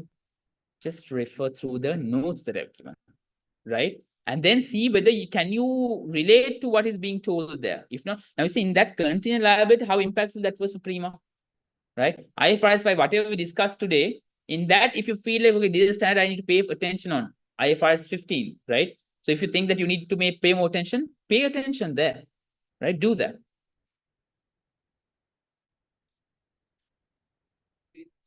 Are you comfortable with your calculations?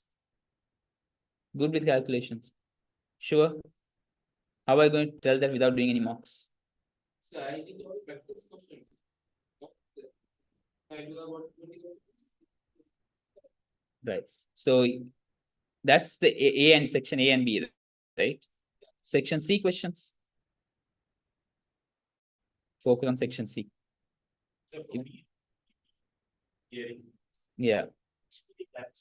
Yeah. So you focus now. You all should know what are your strengths, what are your weaknesses. Now, for you, section C question, focus on section C questions. Mainly interpretation is what I see is a challenge for you, right? So focus on that. See how to interpret. Read a lot of interpretation answers, right? Interpret and try to read and see how well you've interpreted. Yeah. All the best, right? So reading helps a lot. So if you, let's say, if you can read at least 20 interpretation answers, now at this point, you can't try everything, right? So try to read the answers of all the interpretations, 20 questions at least. Have you read the examiner reports of whatever I told? All the examiner reports of all the papers that we did? Read examiner reports, that's also key, right? But right now, there is not much time to redo a lot of reading either. So what I would recommend you to do is 20 questions, select 20 questions and read the answers in how they've interpreted. So that would actually wire your brain towards interpreting better. Okay. Sure, Amani, all the very best. Please update me how the paper went. I'm rooting for all of you all. I'm praying that all of you all get through the exams and come back with great marks, hopefully, inshallah. So please keep me updated as to what your results are, how the exams went, and what you all felt after the exam. And after the exam is done, forget it and don't try to think, okay, what went wrong, why I did that. Done is done. Done and dusted, right? So that's why I call it done and dusted. So after coming back from exam, don't try to open the books and see, okay, did I do this right? Did I do that right? Did I go do this wrong? That's just going to stress you. Once the exam results are released, you would know how well you've done or how I'm sure you will do well. Right? So all the very best, guys. Guys online, guys on YouTube, and physical guys, all of you all the very best. Mervin, provision warranties, right? You wanted me to explain provision warranties. I've just seen your message here. Mervin, you can actually get in touch with me. If you have any doubts, you can get in touch with me. If you're a PPIM student, you would have my contact details. But is there a possibility? Mervin, is there a possibility for you to join through Zoom? I'll share the Zoom link maybe, so I can share with you my contact number.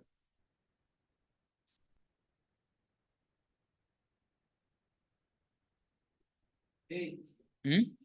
Hmm?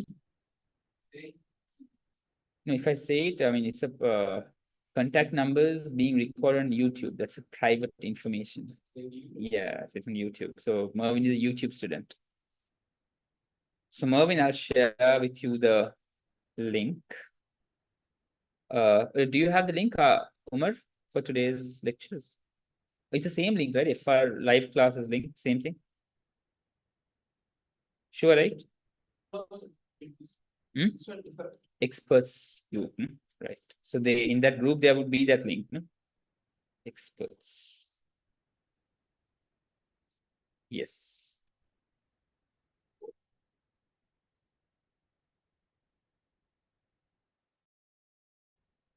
Right, so those who want to get my contact details, you all can actually join this link that I've shared right now. Or you all can reach out to me on LinkedIn. LinkedIn, I can give you all my contact details there, and you all can connect to me through LinkedIn, right? Let me show you what my LinkedIn profile is. All the best, Umar. Don't be scared. You can do it, I'm sure. This is my LinkedIn profile, right? Whoever is on LinkedIn, you all can reach out to me on LinkedIn. And once you'll reach out to me on LinkedIn, I can get in touch with you all, right? I can help you all out there. Yeah. Yep. This is a profile, okay? All right, guys, all the very best once again. I'll see you all in a future lecture maybe, and I'm wishing you all the very best. Any questions, any last moment understanding, clarification, doubts, whatever you all have, or motivation tips, you all can reach out to me. Just drop a text if you're feeling down. So I'm feeling down, what to do, what not to. I can always be there to help you all out. All the very best. And signing off, your FR tutor for this batch. All the very best.